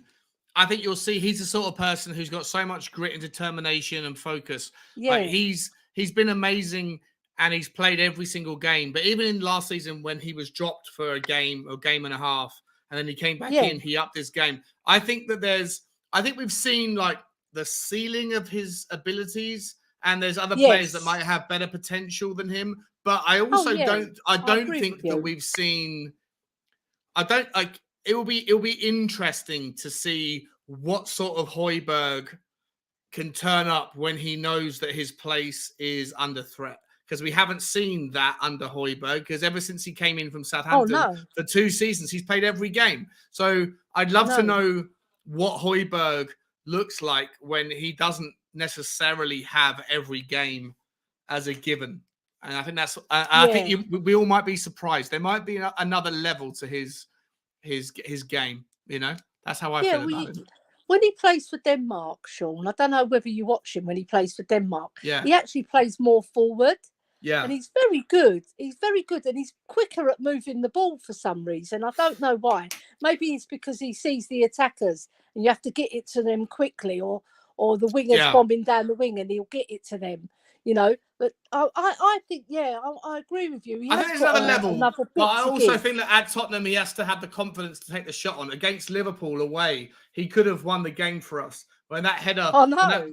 He could have won the game. He decided to head it across the gate, across the pack, and that cost us 2 points. Not that it mattered in the end, but I want him to have the confidence that he has for Denmark to play the same way he does for Tottenham. And time will tell, Ellie. Listen, I'm not an advocate for him to be sold. He won't be sold, in my opinion. But I think that I think he's got so much more to offer, and I think that we could see another level out of Hoiberg when he knows that because of Bissouma and He's a Bentancur and very good Skippy. footballer. Yeah. He's a very good footballer. He doesn't lose the ball very often. Maybe once or twice in a season he'll lose the ball. And when he does, he fights for it back. That's the thing. There's some players in teams, they lose the ball and they don't bloody care. You know, they just stroll around like Dele Alli did. He lost the ball so many times, he doesn't care. But Hoiberg, when he loses the ball, he fights for it. And also he makes sure the other players fight for it. And if they don't win it, he'll go and win it. Yeah. I just love him because, you know, I love him too. I love players who play for the badge and they play for the club, you know, and they play with all their everything they've got, you know, and that's what you get out of Hoiberg. You do. Yeah, he's someone that, like, if you've got a car engine, he's someone that knows how to maximize the returns from what's possible, you know? That's a good I love analogy that, there, man. Sean. I'll have to use that one. All right, Ellie. Look, we've been going for 2 All hours right. and 45 minutes. It was 45 All right. minutes longer than I thought we were going to do. Ellie, thank you so much for coming on. matter. Listen, I'm going to let you. I know you haven't got your own channel, but I'm going to give you the opportunity now to plug a channel that you want to see support go to. So, who would you like to? Yeah, I would to see like people- all the other channels, they've got their support. So I'd like to support the Free Spurs boys because they are fantastic, those boys. They're young and they're doing it, you know, and they're so passionate about, the passion comes out when they're doing their shows, and they've already had me on a couple of times as well. I had one with Her Game Too with Kirst, which was brilliant. fantastic channel. And yeah. they're so good. I'd love and to they get. have I'd love to Mr. get you and Gold on as Kirst on as well, mate. I haven't had you guys on yet for the Her Game too. It's about time we did that. Yeah, it's brilliant. It's nice because it gets the women's game out there and also protecting women in the game. You know, we're not saying we want anything more than the men. We just want equality, like in all walks of life. You know, not just sport, any area of life. But 100%. what I'd say, the Free Spurs boys with Bobby, their dad, fantastic. They're so energetic and enthusiastic about Spurs, you know, and they live in Canada as well. So, like, they live far away, and I'm just hoping that they get over here so that we can meet them all. They're going to come over, but also don't have any doubt that channel with Bobby K as the shepherd of the pack. Yes, that channel is going to be never present. It's going to grow from strength to strength. But guys, ladies and gentlemen, if you haven't already, please once again just hit the link. It makes no difference to your. It takes literally 2 seconds. Hit the link and then hit the subscribe button, and then you can get on with your day. And it means the world to the Free Spurs boys, to Bobby, Sean, to Jai, and to Chris. Yes, sorry, sorry, Ellie. No, it's also Sean. I just want to mention David Harris and Jack Kanicki, the Irish Hotspur. The Irish Hotspur, come on. 100%. They're the mothership. That's my. I'm trying to get those boys back on. I haven't had I've had Jack on a few times recently. I'm trying to get both Jack and Dave on at the same time. It's difficult, but I love obviously I started my channel via theirs, so absolute love to those guys. Ellie, what we're going to do now, we're going to wrap it up. It's been 45 minutes too long. But guys, ladies and gentlemen, listen, we started the show today at 10:30 in the morning, and we had up to 270 people at peak, which is, I think, certainly a record for the channel at that time of the day, and certainly it's almost a record for the show generally. Ladies and gentlemen, I thank you so much for everyone that's joined us. I want to just take a couple of seconds to shout out Bob Spur TV for the super chat, and Brains McLeod for becoming the newest of the new members. There's lots of new members recently, and also Jory, my man, who's come on and seen us twice with some super chats, and also Moondog right at the end. Thank you to you boys. I really appreciate it. And thank you, obviously, to everybody else in the chat. Love you all. Go over and see. I think that the reason why the numbers have dropped, I'm guessing, is because we are Tottenham to be alive now. You can go over there and enjoy whatever they're going to bring out. But ladies and gentlemen, thank you so much, everyone. I'll see you again tomorrow. Ellie, it sounds like there's an alien in the background with your microphone going mental. It's a good time to leave it. Ladies and gentlemen, Ellie, thank you so much. My queen, I love you so much. Ladies and gentlemen, as always, oh, bye-bye.